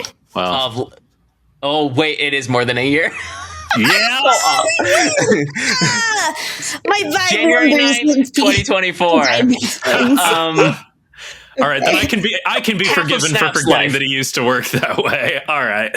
I was like feeling a little bad, but no. All right. So yeah, why not have both? 4-0 replace, and then he turned into 4-1 gain. So just for 2 years ago, because we're at the end of the year. Yeah, we were at the end of the year, so I was thinking like, I don't know. I rolled over totally backwards. Anyway, but yeah, I forgot it used to work like that. So I just designed a card that used to be. Yep. Okay.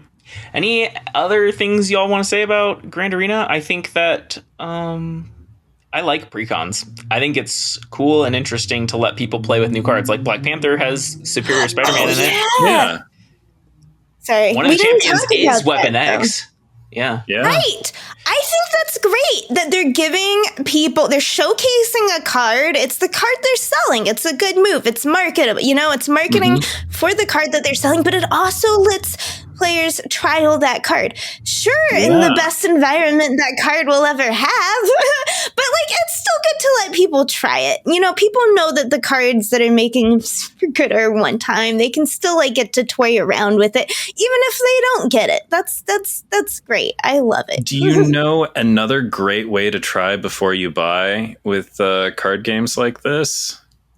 Limited play, baby. Oh my gosh, there are so many Hearthstone cards that I never played in Constructed, but I would give them a chance in Arena, and then sometimes I would play them in Constructed if I learned that I liked them. But yeah, you draft a card that you don't own or whatever. In these situations, sometimes you're dealing with loaners. Although in paper card games, very often if you're doing a draft, you paid the price of entry so that you could keep the product and all that. But with these digital card games, it's much more often the case that you're getting temporary. It's just for the event, and. So yeah, I think if they had a draft mode, if I thought they were capable of adding a draft mode at this point, I no longer believe they are. But if I thought they could technically achieve it, that would be a great way to get people trying before they buy, and maybe getting a taste of some cards that they didn't know they would like. But yeah, it's cool that they're doing it in Grand Arena. I also like it there, and I just wish that I could build my own deck as an alternative. Yeah, I'm look forward to. There are a few of these champions where I'm I really look forward to future Grand Arenas when they cycle in and I can actually build a custom deck with them. The pixel art makes me wish that this is the quality of pixel art that all of the pixel art. Right? Yes, it's beautiful. And the pixel art we do have this is what it could have been. It's kind of questionable origin, some plagiarized poses and things, and it's just not good. The pixels are 16-bit on the other side. I played a lot of Grand Arena so far, given how much time we've had. So I just wanted to give a few quick tips. Iron Man, his skill's crazy. Like, you get the +1, or you get +2 power for each lane you're winning, and it only costs 1. If you have priority, it's like Terrax. You know exactly how many you're going to get, and he has a bunch of early priority cards. So I found Iron Man kicks my butt if I'm going wide. He has Hydra Bob, doesn't he? In a mode without snaps. He has Hydra Bob and Black Cat. Yep.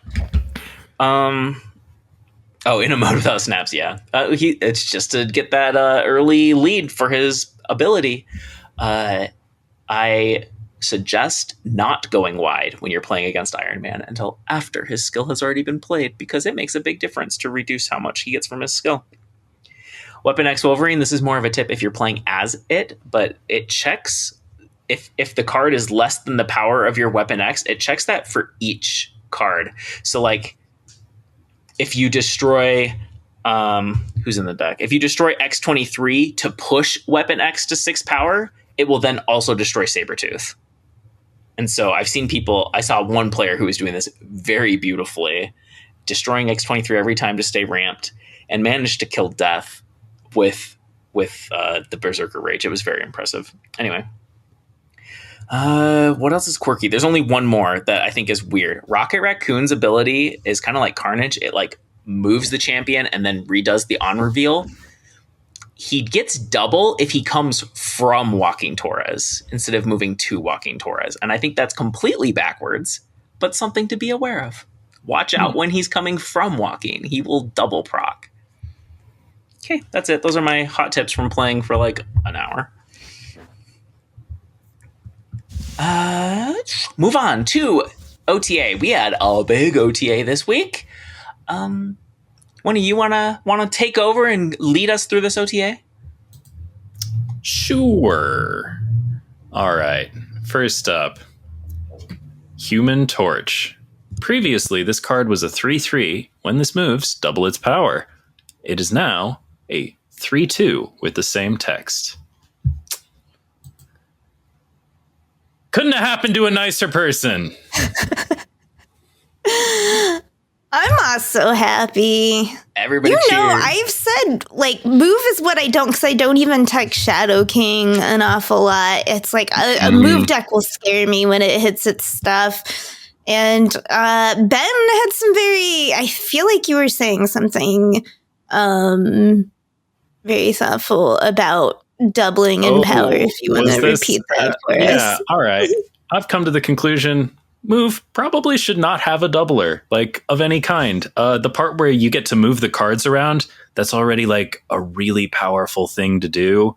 You've got like so much agency in like which lanes matter and like your opponent does not. So like maybe we don't need to be doubling at any part of that process. Like maybe the numbers shouldn't be ×2 when you move a thing. Maybe we should just, we used to have this card called Vulture, and he was elegant and beautiful, and I loved him, and I miss him very much. There's a 1-cost card that has the same name, but it's not actually the same thing. So yeah, I don't know. I like that they took Human Torch down a peg, but I still don't think that he should be doing his thing at all. I agree with you. I kind of think that they should just make him Vulture. Like, yep. What was it? 3/3 +6. Let's make Vulture. Just swap him back. Yeah. Torch has just been ridiculous ever since he's lost the threat of Killmonger. Like, that was how you used to deal with Torch. That's what kept Torch in check. Yep. Right? Not like Shang and Shadow King. Those things work, but you have to accurately hit the card that's moving all over the board. This is a big hit. I don't know if it's enough. I think he's still a very playable card. I also don't think it's enough. They keep giving him move plus flat stats. Yeah. It basically means 2/3 power, right? And that scales up with every double. Yep. So where he used to be able to get to I don't know, like 96. Now he's whatever 2/3 of that is. I can do math. 64. So 64 instead of 96, like that's a very big difference. But 64 still wins lanes. And he catches the same +2 from Sparky and all that stuff. Like it's just it's not fixing the problem. Yep. Okay. Can I take the next one? Because it's the one I feel most strongly about. Okay. Oh, good. Because it's War Machine, who is going from... Because I've played a bit of War Machine. It kind of pairs with the Nightmare, kind of like funsies style deck. Going from 4/6 ongoing, nothing can stop you from playing cards anywhere. The same ability, of course, but going now to a 5/9. This is a huge bummer for me because I feel like we have talked about it on the podcast before, but this is another example of the Storm Legion paired combination, like wrecking other cards, like paying for that, whether it's Storm paying for that, Legion paying for that individually. It's like, it's just that interaction that's busted. And I think this takes away so many more interesting things you can do with War Machine, because now you can't, it's like you if you're playing an Ebony Maw with War Machine, you're having to play that on turn 6, which means you're not playing an Infinite, like it's like less fun things you can do because you have less time to benefit from War Machine. So he's going to be more of just a ramp, I guess, or whatever. I don't know. I guess you could still blink him out, but like, I really wish that they would tackle the actual real problem of that interaction instead of just continually making all the cards around it less interesting in any other deck. Done. Yeah, I really agree with you, and I don't know how much this is going to help. That deck was already running Lockjaw and Jubilee to try to cheat out War Machine. They're not really in the business of playing cards, honestly. It makes War Machine... can't be in fun decks. War Machine's a ramp card. Like, you go from Luna or Electro into War Machine, and you get the same curve as before after that. And I don't know. This might actually sort of be a buff, like in the same way that like Enchantress as a 5 with better stats has in some ways seen better play than a 4 with worse stats, but like not for the way I play him, not like paired with Nightmare as a backup for Nightmare and stuff, like I need the time to play out the cards. That it makes him way more narrow. Right, like you only get turn 6, and that was what was bad about him when he was previously. What was he when he was on reveal? He was like 4. Yeah, he was a 4/6, and then a while later a 4/7 on reveal, and that was part of what made him so bad. Is that you had you only had the one turn, and you had to spend it on War Machine. I don't know how they could have fixed this. They sure seem to change this card a lot. Yeah, maybe that means the effect is like not healthy or good. Problematic effect. Yeah. Ultimately, the other War Machine stuff hasn't really been a problem, though. It's the Storm Legion interaction that is the problem, and the reason that they have made this change. Yeah, but I like those cards. I like Storm and I like Legion for other people. I agree. I like both of those cards a lot, and I hate that this interaction, like one interaction is breaking their everything. own cards. Yeah. Okay. Maybe we'll just do a rotation then. Morgan Le Fay. On reveal, return all your discarded and destroyed cards to hand with +3 power. Goes from 4/7 to 3/4. I think it's a great change that's going to make her much more playable. These combo-y cards that require a lot of moving pieces, they like being able to be played earlier, so you can do things with all those moving pieces. However, this does ruin an interaction with Airwalker, and one of his only ones, like, it was pretty much Morgan Le Fay or Mr. Negative, and that's just, like, gone now. I didn't think about that. Yeah. That kind of... It's like good for her, bad for him. Oh my god. Yeah. One of them just get enough better in this. But whenever a card moves from 4 to 3, does this go in Surfer? I think it does. I'm making the commitment on the air right now. You heard it here first. I'm coming back next week with 200 bad guys with swords. All right. It's going to have Morgan Le Fay in it. Morgan, Dakin. I don't know. Maybe I should actually make it 2 weeks from now when we can have more. What's coming out in 2 weeks? Do we get... there's some more of those discard, destroy bridge cards Team coming. Clash might be starting. All right, maybe I should wait. Maybe I should wait on 200 bad guys with swords. But by the end of the month, I'll be back with the Squeakquel, and it's gonna be fun. Discard, destroy, Surfer. I look forward to it. It's a commitment. Okay, Elsa Bloodstone is going from 3/4. I neglected my duties. Well, okay, we were go for it. rotating. Finish it off. Elsa Bloodstone. The first time you've ever heard that name on this recording. Elsa Bloodstone, old, 3/4. Each card you play to fill your side of a location gains +2 power. And the big change is she's going to 3/5. That's right, that premium 3/5 stat line that we all love to see. The Spider-Man stat line. The previous Spider-Man stat line.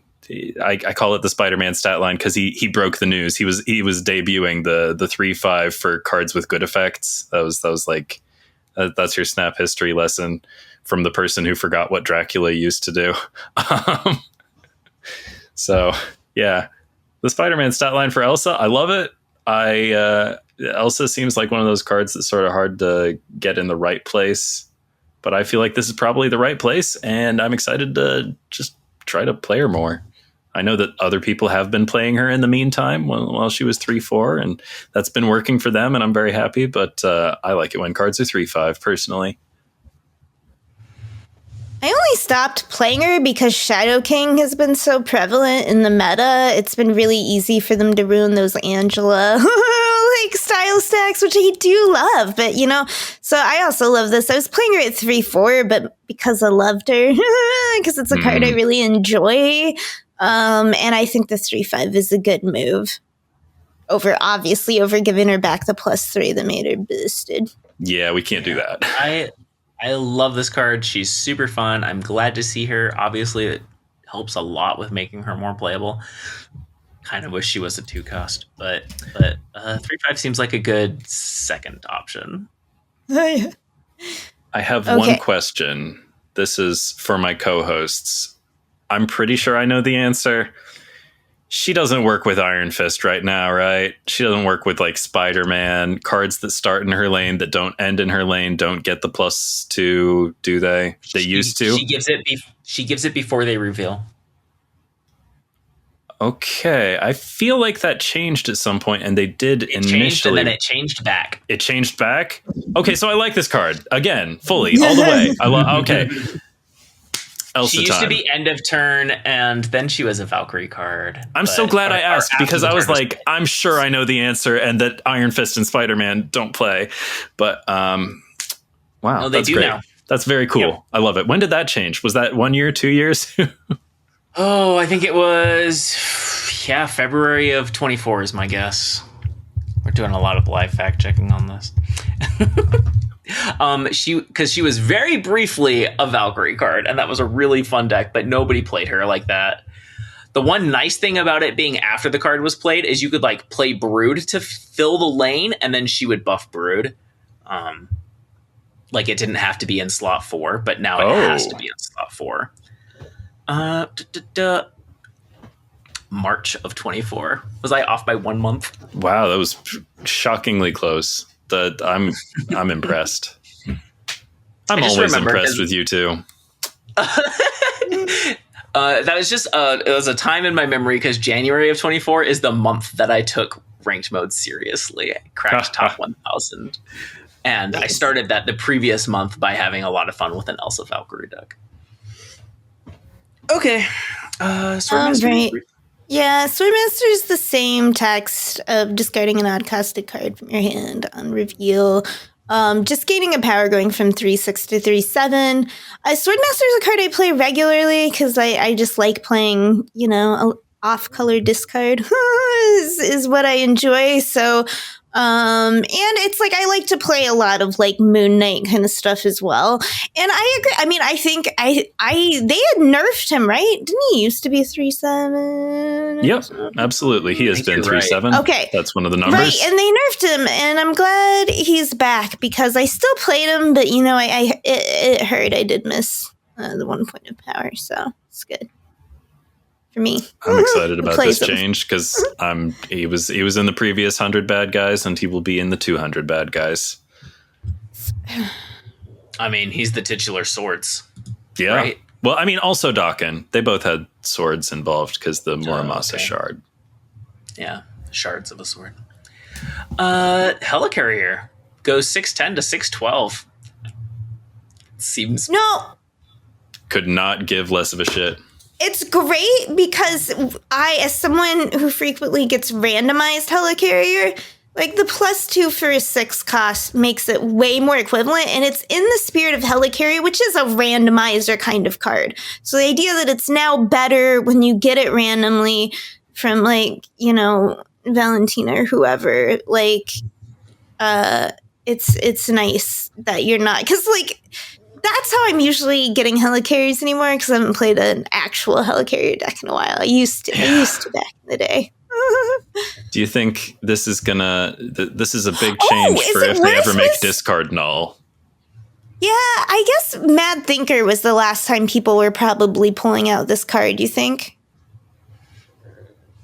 Yeah, and that was like 2 people experimentally for science. I can't even remember the last time this card was relevant, and even when it was memes.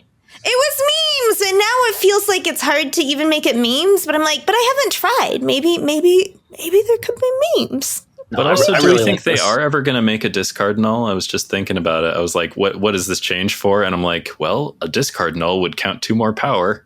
If we were playing Helicarrier again for some, you don't think they're ever going to do discard null? It's not even if it costs free. 7. Yeah, it's too a 7/0. Way too much power that you don't have to pay for. I think you're right, because there are so many ways to bring it back. If it's in a discard deck anyway, it would just be like, I don't know. Yeah, they couldn't do that. I don't think.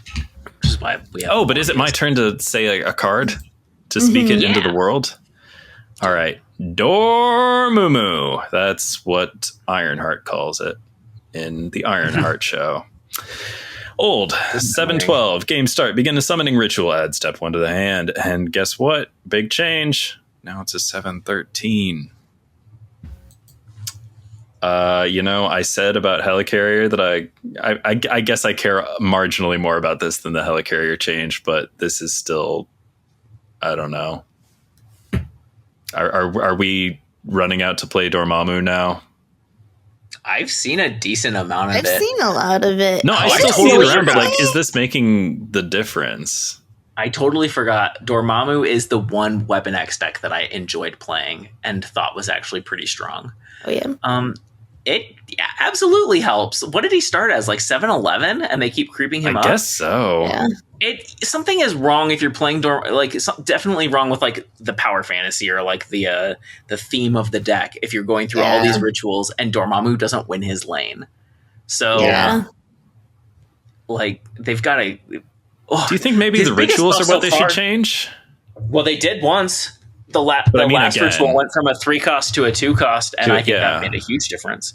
But like, do you think they need to do that again? Something with the rituals? I also like them making Dormammu big being the answer. I like specifically, right? Because that's like Lauren was saying, it fulfills the fantasy of the card, and it makes it more manageable as an opponent. You know what I mean? Like, that's because what annoys me is I know when I see Dormammu, at some point they're going to yoink some power from my cards. Do you think they could take him up a little further, though? Like 7/15? Oh, is that the argument? To make it feel like it matters? I'm just saying, like, this 1 point of power on, like, a fairly complicated card that is usually dealing with more large. I don't know. I would just. But the problem is, I doesn't like the feel very incremental. impactful. But what if It's they safe. get it too big and then suddenly it's very good and everyone's playing it until the next OTA? That would be annoying. I would be okay with that. Dormammu's kind of like a significant character in the, like a serious other dimensional threat. It could be a meta player for a minute. I don't know. I think it's possible that they could handle getting bigger, and if this isn't good enough, they're going to keep creeping it up. But he's had other buffs too, like Moira X was kind of a Dormammu buff, because then you can have 2 skill chains going, and I've seen people doing that. I think that's maybe the most significant Dormammu buff, kind of. Yeah. I've seen that making a difference. That's true. Maybe if they swapped the ritual steps or something, I think it hurts a bit that the first ritual is the one you have to destroy for, because it's hard to destroy something big early. It is. I don't know. Okay. I think we should move on. And even though it's me, I actually think Ben should take it because I haven't played any Spider-Man Noir. I don't have the card, and you have played a lot of it. So I'm most interested in your opinion on this change. Well, my opinion is not very high of this change, but Spider-Man Noir previously was a 4/6 with on reveal. If your other cards in play cost exactly 8 total, add the top card of your deck here. Set its power to 8. And the new text and body, it's a 4/4 now. And on reveal, set the top card of your deck's power to 8. If your other cards in play cost exactly 8 total, add it here. So the floor is much higher and the ceiling is slightly lower. And my big take here is that this buff, I think they really meant to give this buff to Zombie Galacti or something. I think they're in their justification. I had it. All right, so they're talking about how they've missed on their quest cards lately several times, and I don't think they actually missed on this one. I think they're just feeling insecure because they shat the bed so hard with Zombie Galacti. That's what I think, and other cards like that. I think that Spider-Man Noir was perfectly just fine as he was. I think that now he's too versatile, does too much for anybody without asking them to do anything, and I don't know. It's still very powerful if you line up the Jubilee thing, because drawing a card right onto the field is that's really good. That gets you deeper into your deck and stuff. It's still worth chasing. Yeah, it's still worth chasing the good version of the effect, but now they're discouraging you from caring as much about that, and I think that was the whole fun of the card, was caring about it and setting it up, and you didn't have to. It wasn't that hard, folks. It really was not that hard to count to 8 and play the card. I don't know. That's my opinion, but I guess I'm glad that more people will be experimenting with it. I kind of suspect there's a chance it gets changed back at some point. I don't know. I really don't think that this buff was about Spider-Man Noir as much as it was about other cards. It was a very fast buff, right? And they tend to be slower with these things and wait for the stats and all that. But that could speak to how poor his stats were. But his stats weren't that poor on Untapped. Maybe in some part that's... But Untapped is only a certain, it's a self-selected group of players. I know, mostly I shit on any number that comes from there, except when it supports my point. But right. You are different than the average player, and it could be that Noir just flopped hard with the player base, and that could be on the players. But I love this change. When we were critiquing how War Machine was making things more narrow, this does the opposite. This opens up Noir, opens up more uses for him. It is still a very big difference between doing the small proc and the big proc with him, right? Being able to do the Jubilee effect is a big difference. It's, like you said, still worth chasing, but you don't have to chase it, and that makes him way more playable. The only criticism I have is that it might be too good of a buff, But in that case, I think they will just tune the power. I don't think that they're going to set it back to the old text. Bummer. I did think of one more thing, and one thing that I actually do like about this. The card got much better to Absorbing Man. Because now, even if you do the full big proc on the first one, it's still worth getting the small proc off Absorbing Man. Yeah, our Grandmaster. Yeah. So the effect is repeatable now, which is cool because it was a distinctly non-repeatable effect in its original form. Because once you've done the thing, you are not doing that again. Ree, do you have any thoughts? No, like I said, I haven't even been seeing it all that much, to be honest. So I'm a little yeah. Okay. Well, on to our side quests. First up and only this week, Secret Homework was assigned by Ree. Okay. The secret homework was to play a board game. Broaden it up.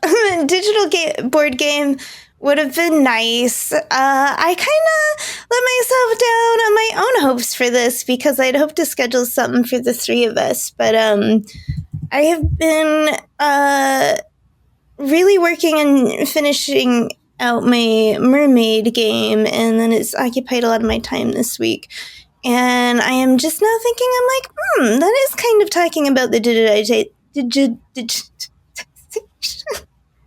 oh, more words today. Okay, of board games, because I made the procedural map of the roguelike is hex based, but it's like kind of this mix of like almost turn based movement with like actual with like real time, with like real time movement, and but it was kind of inspired by like rotating board game pieces you put in a map, because my brain likes to like mix all kinds of things up, and it's like this is one way of kind of like, I don't know, mixing in board games into a digital space where you can do things that can't happen on a physical table, because the benefits of a physical table space is with people. And I know there's a lot of my friends who do like some board gaming solo, and it's just due to, especially over COVID and stuff, a lot of that kind of more alone time thing took off. But it's like what people really love about board games is doing it with, at least for me, is doing it with people I know and then showing them how much better I am at board games. No, just kidding. It's just a really good time. I love trash talking and getting into like space empire building and, fake alliancing. I mean, not fake, because like I like to establish myself. It's important to me to establish myself as a trustworthy player. So for all future games, they know that if they enter an alliance to me, I would not betray. They will have to betray me, and then I will have to crush them.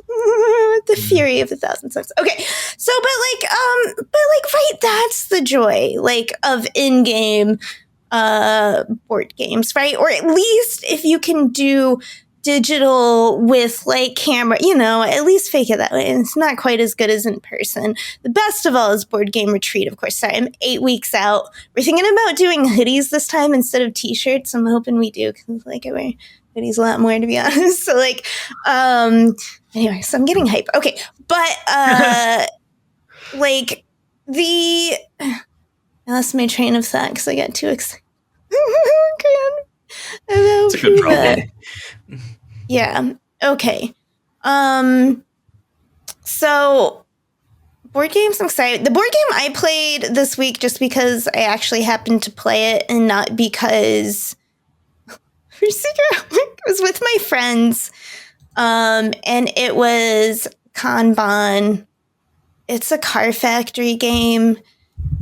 It's not my favorite in theme, but it does rise above the one where we're building efficient water dams downstream of each other, called Barrage, which has an epic, like steampunk looking, it looks like you're getting into some kind of steampunk siege, like kind of game. And then you open it up and it's like, here's some wooden blocks on a very like graphy looking, bland looking board, and you're building dance for electricity. I'm like, why?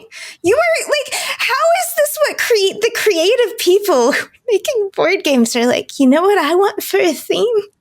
That is what they want. It's like the Laurens of the world being like, what if it was about building efficient spreadsheets? And you're like, one of us finds this. Who's the character from Brooklyn Nine-Nine? There's always the ones that are like, I'm into organizing. And you're like, okay, it's a necessary part of life, but I don't know about fun. Anyway, Kanban is car factories. And the problem with it is we pulled it out rare enough. And the problem when you've played, Santiago, thank you.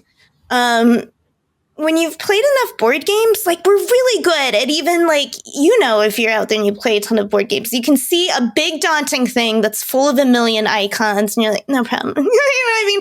One game I'll figure it out because you just know how these games work. And like, there's going to be a 5-piece legend to interpreting this icon map. And then you're fine as long as it's not like on the opposite end of a table you can't see because you're too short. So, but sometimes when there are these really big complicated games, it takes you the whole game to like kind of learn it. And you're like, okay, now I could do strategy. And Kanban was one of those games for me where it's like, this was finally the first time after it, we all said, okay, let's play it again quickly before we all have to relearn it so we can like strategize harder at being the most efficient makers of upgraded cars in all of Japan. So, okay. And then back to what I was saying before, the benefit of digital card games is doing stuff that just can't be done right physically on a table. I like my physical table stuff to have majestic visual candy for my eyeballs, and like digital should do that as well in different ways and also do mathy things. And I've been playing a lot of actually with when I have played with friends. They think I haven't played for a while, but is digitized like just versions of existing board games, and some of them that works because they were too much as a board game, to be honest, like Through the Ages. But like some ways it's holding it back. It's like when we took films and we're like, let's just like film plays, and it's like, hey guys, did you know we could like turn, like the camera could pan and we could like put it in a different, like it didn't just have to be like, moving. You're limiting yourselves with like, the restrictions of an old format when that's not the format now. We're seeing I feel like we're still in the beginning rise of this because like the phone is the perfect format for an async digital board game, for friends to play. It's the perfect time for it right now, because of how everything is. And right now we're just seeing like, the direct translations of existing media, but we're going to see more people harness that. It's like Among Us, right? But that's real time.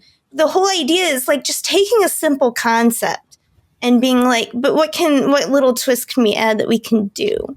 Because it's a digital part. I'm excited for this future. I would like to play these games with all of you, my friends.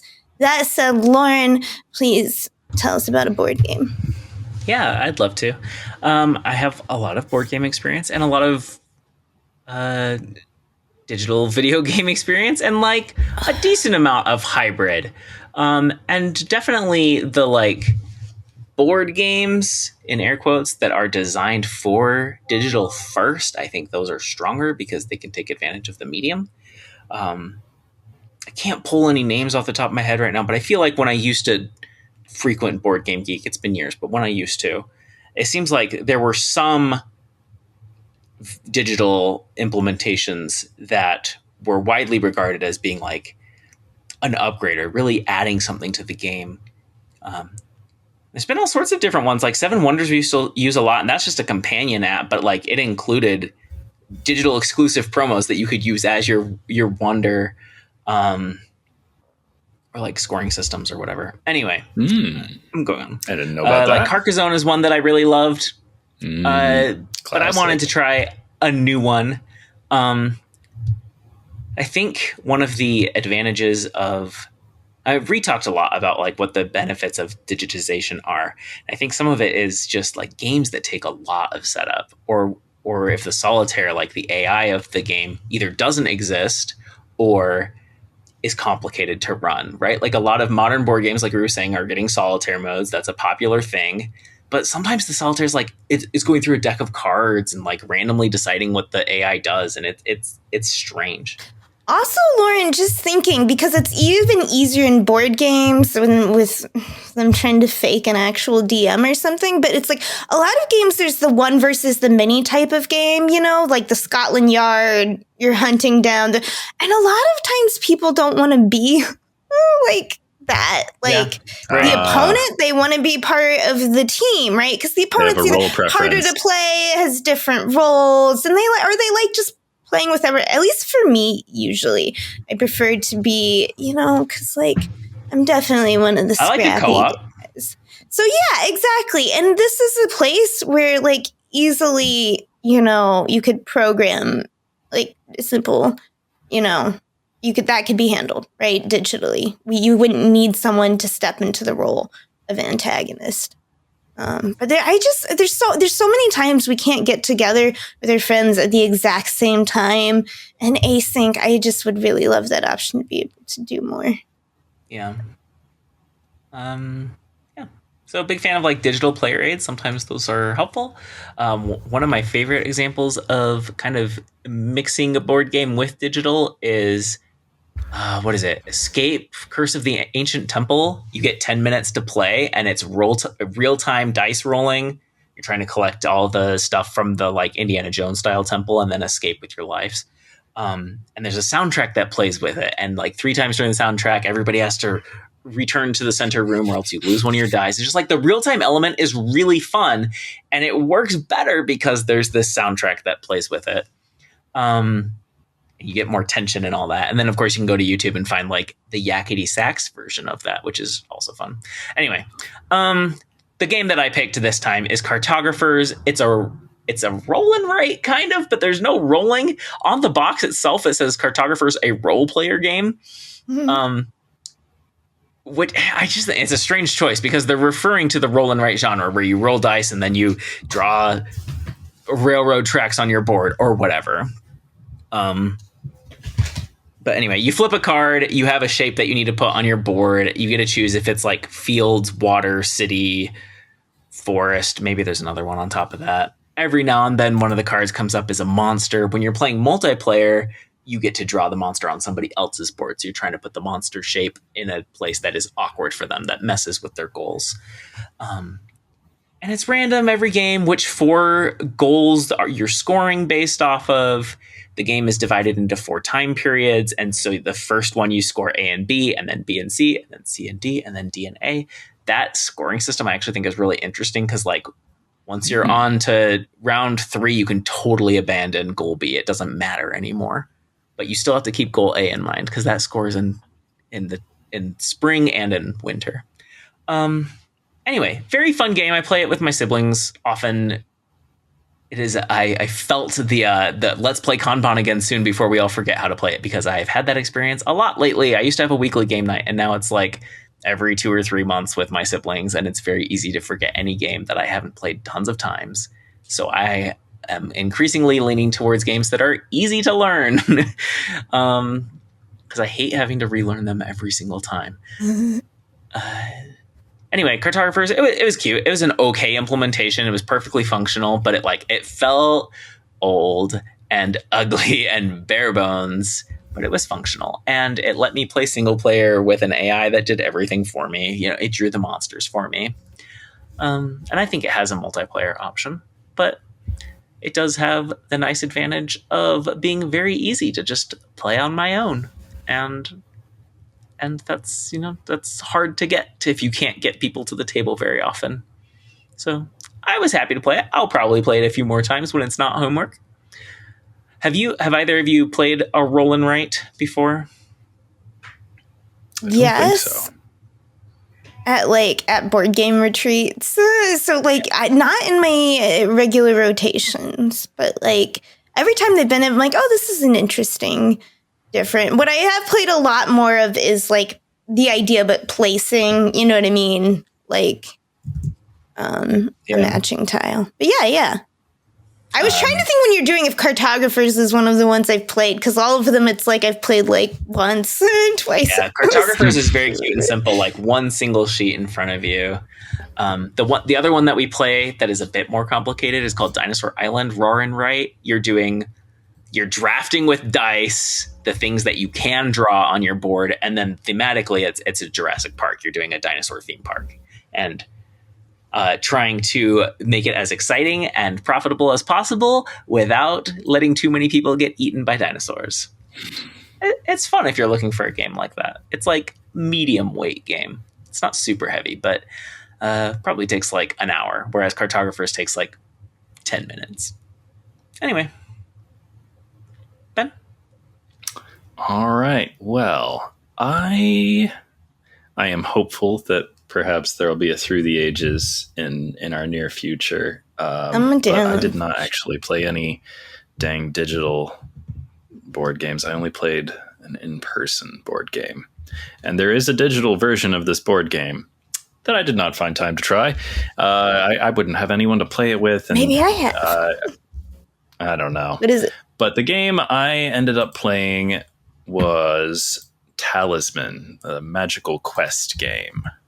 I was traveling for the American holiday, and I've got some cousins that I saw, and we've played Talisman many times over the years. I didn't realize until I was doing a little supplemental reading here that that game was first released in 1983. It is older than I am, it turns out. Although I think it's gone through some revisions. I don't know what it looked like initially, but I think I probably started playing it around 2007-ish. I don't know. So I've been there with it for a minute, and it's kind of it's a fun game. It's not very well balanced, I'll say that. There's a lot of goofy stuff, and in fact, my cousins, their set of Talisman, they have somewhat modified. There's some numbers on some cards that they have crossed out and written different ones on. And frankly, I applaud them for it. I agree with the ones I saw. I was like, yeah, that thing should have more than one craft. That card is not a threat if it has one craft. So, I'm sorry, Lauren, I couldn't quite catch that. I think there was a thing. I was just saying, doing your homebrew balancing. That's awesome. Yeah, I in theory, I'm a big trust the designers kind of person for the most part, except sometimes the designers are just like way off and super wrong about stuff. So, nobody's infallible. Anywho, that was it's really how you get patches for board games, though, where it's like maybe some people, if they buy it and they never like look it up, but a lot of times they will release like new versions of rule books of board games to balance things after some time.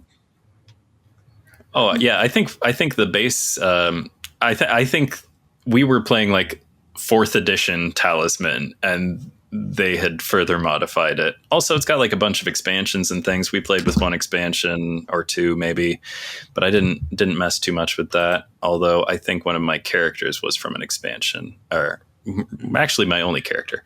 I played the Gladiator. The Gladiator can make followers fight for them. So ordinarily followers are just doing...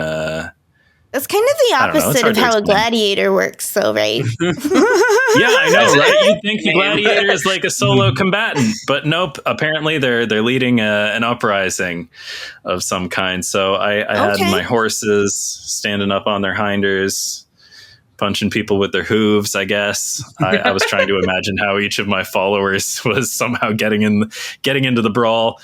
But I very nearly won that game of Talisman. I was on the Crown of Command. That's the space in the middle of the board where you get to cast your evil spell that kills everyone gradually. You have a 50% chance at the start of every turn to damage everyone. And wow, I am so glad that I got my bad luck out of the way in this board game where I didn't care about winning or losing at all.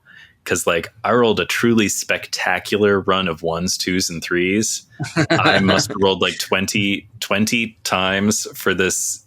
In theory, you get to this space on the board once you've cleared a million challenges and done all the things and stuff, and like it's basically game over when somebody gets to that space most of the time, like 90% of the time in Talisman.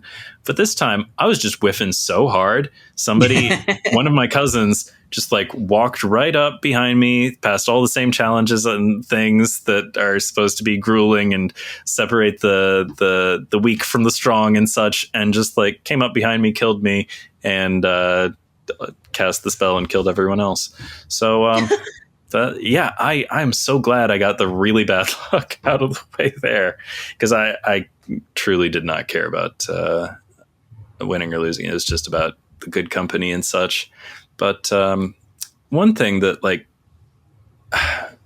I didn't play the digital version of Talisman, but one similarity that I noticed while I was playing it was that like it kind of starts out a little bit like a battle royale video game that you might play nowadays, a PUBG, a Fortnite or something, where like every character has a different spot on the board where they start out, and it's just about like, well, I got to get the good gear. I got to get some good gear fast, like maybe get a good follower to get my stats to an acceptable place where I can like deal with hard things and stuff, in much the same way that like you figure out where you're dropping, and then you try to locate some kind of weapon and like maybe some healing supplies, and maybe some sort of a traversal aid or something. The patterns seemed familiar to me, and I had never noticed that about the different games and stuff. Anywho, I had a lot of fun doing that. One thing. There were no alliances or anything, but alliances in board games are quite real. I was reminded of that when Rie was speaking of these things, and I mean, there are actual alliance cards in a lot of games that you exchange. Sometimes there are, like through the ages and stuff. There are different pacts and agreements different kinds of alliances you can have, but sometimes they're quite informal. Like I've got a group of friends that I've been playing Risk with since we were like in elementary school, and there's just sort of like a running de facto alliance against me, I guess is how you would sounds like you would say. Like it's like assumed that there will be a team up on Ben at some point, unless like things have gone. I feel like that happens to me too with my friends, to be honest. Yeah, it's just like I sort of thought they would grow out of it, because like this shit started when we were like 8 or 9, but nope. Some things are evergreen, I suppose. Yeah, that is part of the fun. And you know what? They arrived at that policy because I tend to beat their asses, and it's all fair, it's a sign they clearly respect me, and that's fine. A lot of our table talk at our gaming is all of us trying to convince each other we're not doing that well and someone else is doing better. Oh no, for sure. They're the one you need to be targeting. Have you seen? Yeah, that's board games. Like, don't screw me with that mechanic. I'm already not doing as well, or it just looks like I'm doing good because of this, but X is why I'm not. I usually am just like, go on, do it. I know you will anyway, because you always gang up. I just try and hit him with the guilt. How effective is that tactic? Never. Anybody get persuaded? Yeah, that's because I know that I will not convince them. If this isn't going to be like a hidden role game, I'm not trying to convince them they're like the secret cultist or Eldritch for Cylon or something. It's like if people say beat up on me, beat up on me. So board games, they're mighty fun, but you know what else is fun? Being entertained. as I so often am, I was inspired by Adam Starr, Marvel Snap Lore, just doing these fantastic little comics and things. He's always got new ones. Also, he's always got old ones. Sometimes he'll hit you with the rewind, and you'll be like, "Yeah, that was funny the first time, and it's still funny now." Damn it! Our community does not deserve him. What was that? Our community doesn't deserve him, honestly. Oh dear. Marvel Snap does not. I'm saying in general, Marvel Snap in general. Adam is an incredible person, and the things that he does. I wish we had more fan art in the community, and he's almost single-handedly holding that up. And it's great that you said that, because it doesn't have to be a cartoon or anything. It could be a cartoon, but I want us all to make a creative thing with the intent that it should entertain, because I like to have fun, and I know that serious art is cool, but I sometimes like things to be fun and goofy. I recall an earlier secret homework where there was an extra credit of writing a limerick. You can do a limerick as the main assignment this time if you want. You can draw a picture. You can write a short story, but you have to recite it, so it had better be fucking entertaining. I would like to be entertained. That's my thought. And you know what entertains me more than the creativity of my friends? Nothing! So that's what we're doing. Okay. Love it. Very fun. Open-ended. I look forward to seeing if any of the listeners join in. If you like what you heard and you haven't... It can't be sad. It has to be strictly entertaining. If you like what you heard and haven't already, like and subscribe, rate and review, iTunes or Spotify. Leave a comment, YouTube or Spotify. Or come hang out in the Speakeasy, our little corner of Discord. It's part of the Snap Judgments League Discord because we're part of the Snap Judgments Network, where you can listen to other great shows like Snap Decisions by Joe on Mondays, often with guests, the host with the most. If you want to figure out how to get into the Speakeasy, there are instructions in the show notes or video description. But until next time, tune in next week. That wasn't a smooth transition at all. Same Snap time, same Snap channel. Yeah. Good. I do have a post-credits thing, and that is an apology to you, my co-hosts. I forgot to switch off my VPN thing, so that's why I've been having so much trouble hearing things that you folks have said, because sometimes you cut out for me because my connection is shit. Because I was trying to watch The Good Place on Netflix, and so I was pretending to be in France. They've also got Future Man from Hulu. It's not on Hulu anymore. And it's so fucking hard to find that show, but it's on French-ass Netflix. So in case you've been wondering where Future Man went, that's where. We just watched Good Place on Amazon Prime, which of course has ads unless you pay even more. Mm-hmm. Yep. And also, it's on Peacock now, also with ads. But on French-ass Netflix, Place, no ads. Should have done French-ass Netflix. Super entertains you. It kind of ties back to Secret Right. Super entertaining all the way until it makes you cry harder than you've ever cried. I was crying so much. Mm-hmm. Yeah. I don't normally at TV shows. Beautiful ending. It was way more than I expected. Yeah. Okay. Let me. I would also like to propose randomly because I'm staring at it because I was listening to it ahead of time. This is why this is a reason besides delicious macarons. I love it. From Majomi, which I'm probably mispronouncing horribly. I had my task pop off saying that they were going to be shipping again soon. Oh, they're so good. Every time I want to reward myself, I'm like, we deserve this. We did that. Okay. But no, there's my soothing album of choice for when I just need to because I've been trying to have a big week of getting a lot done, but I've been really sick.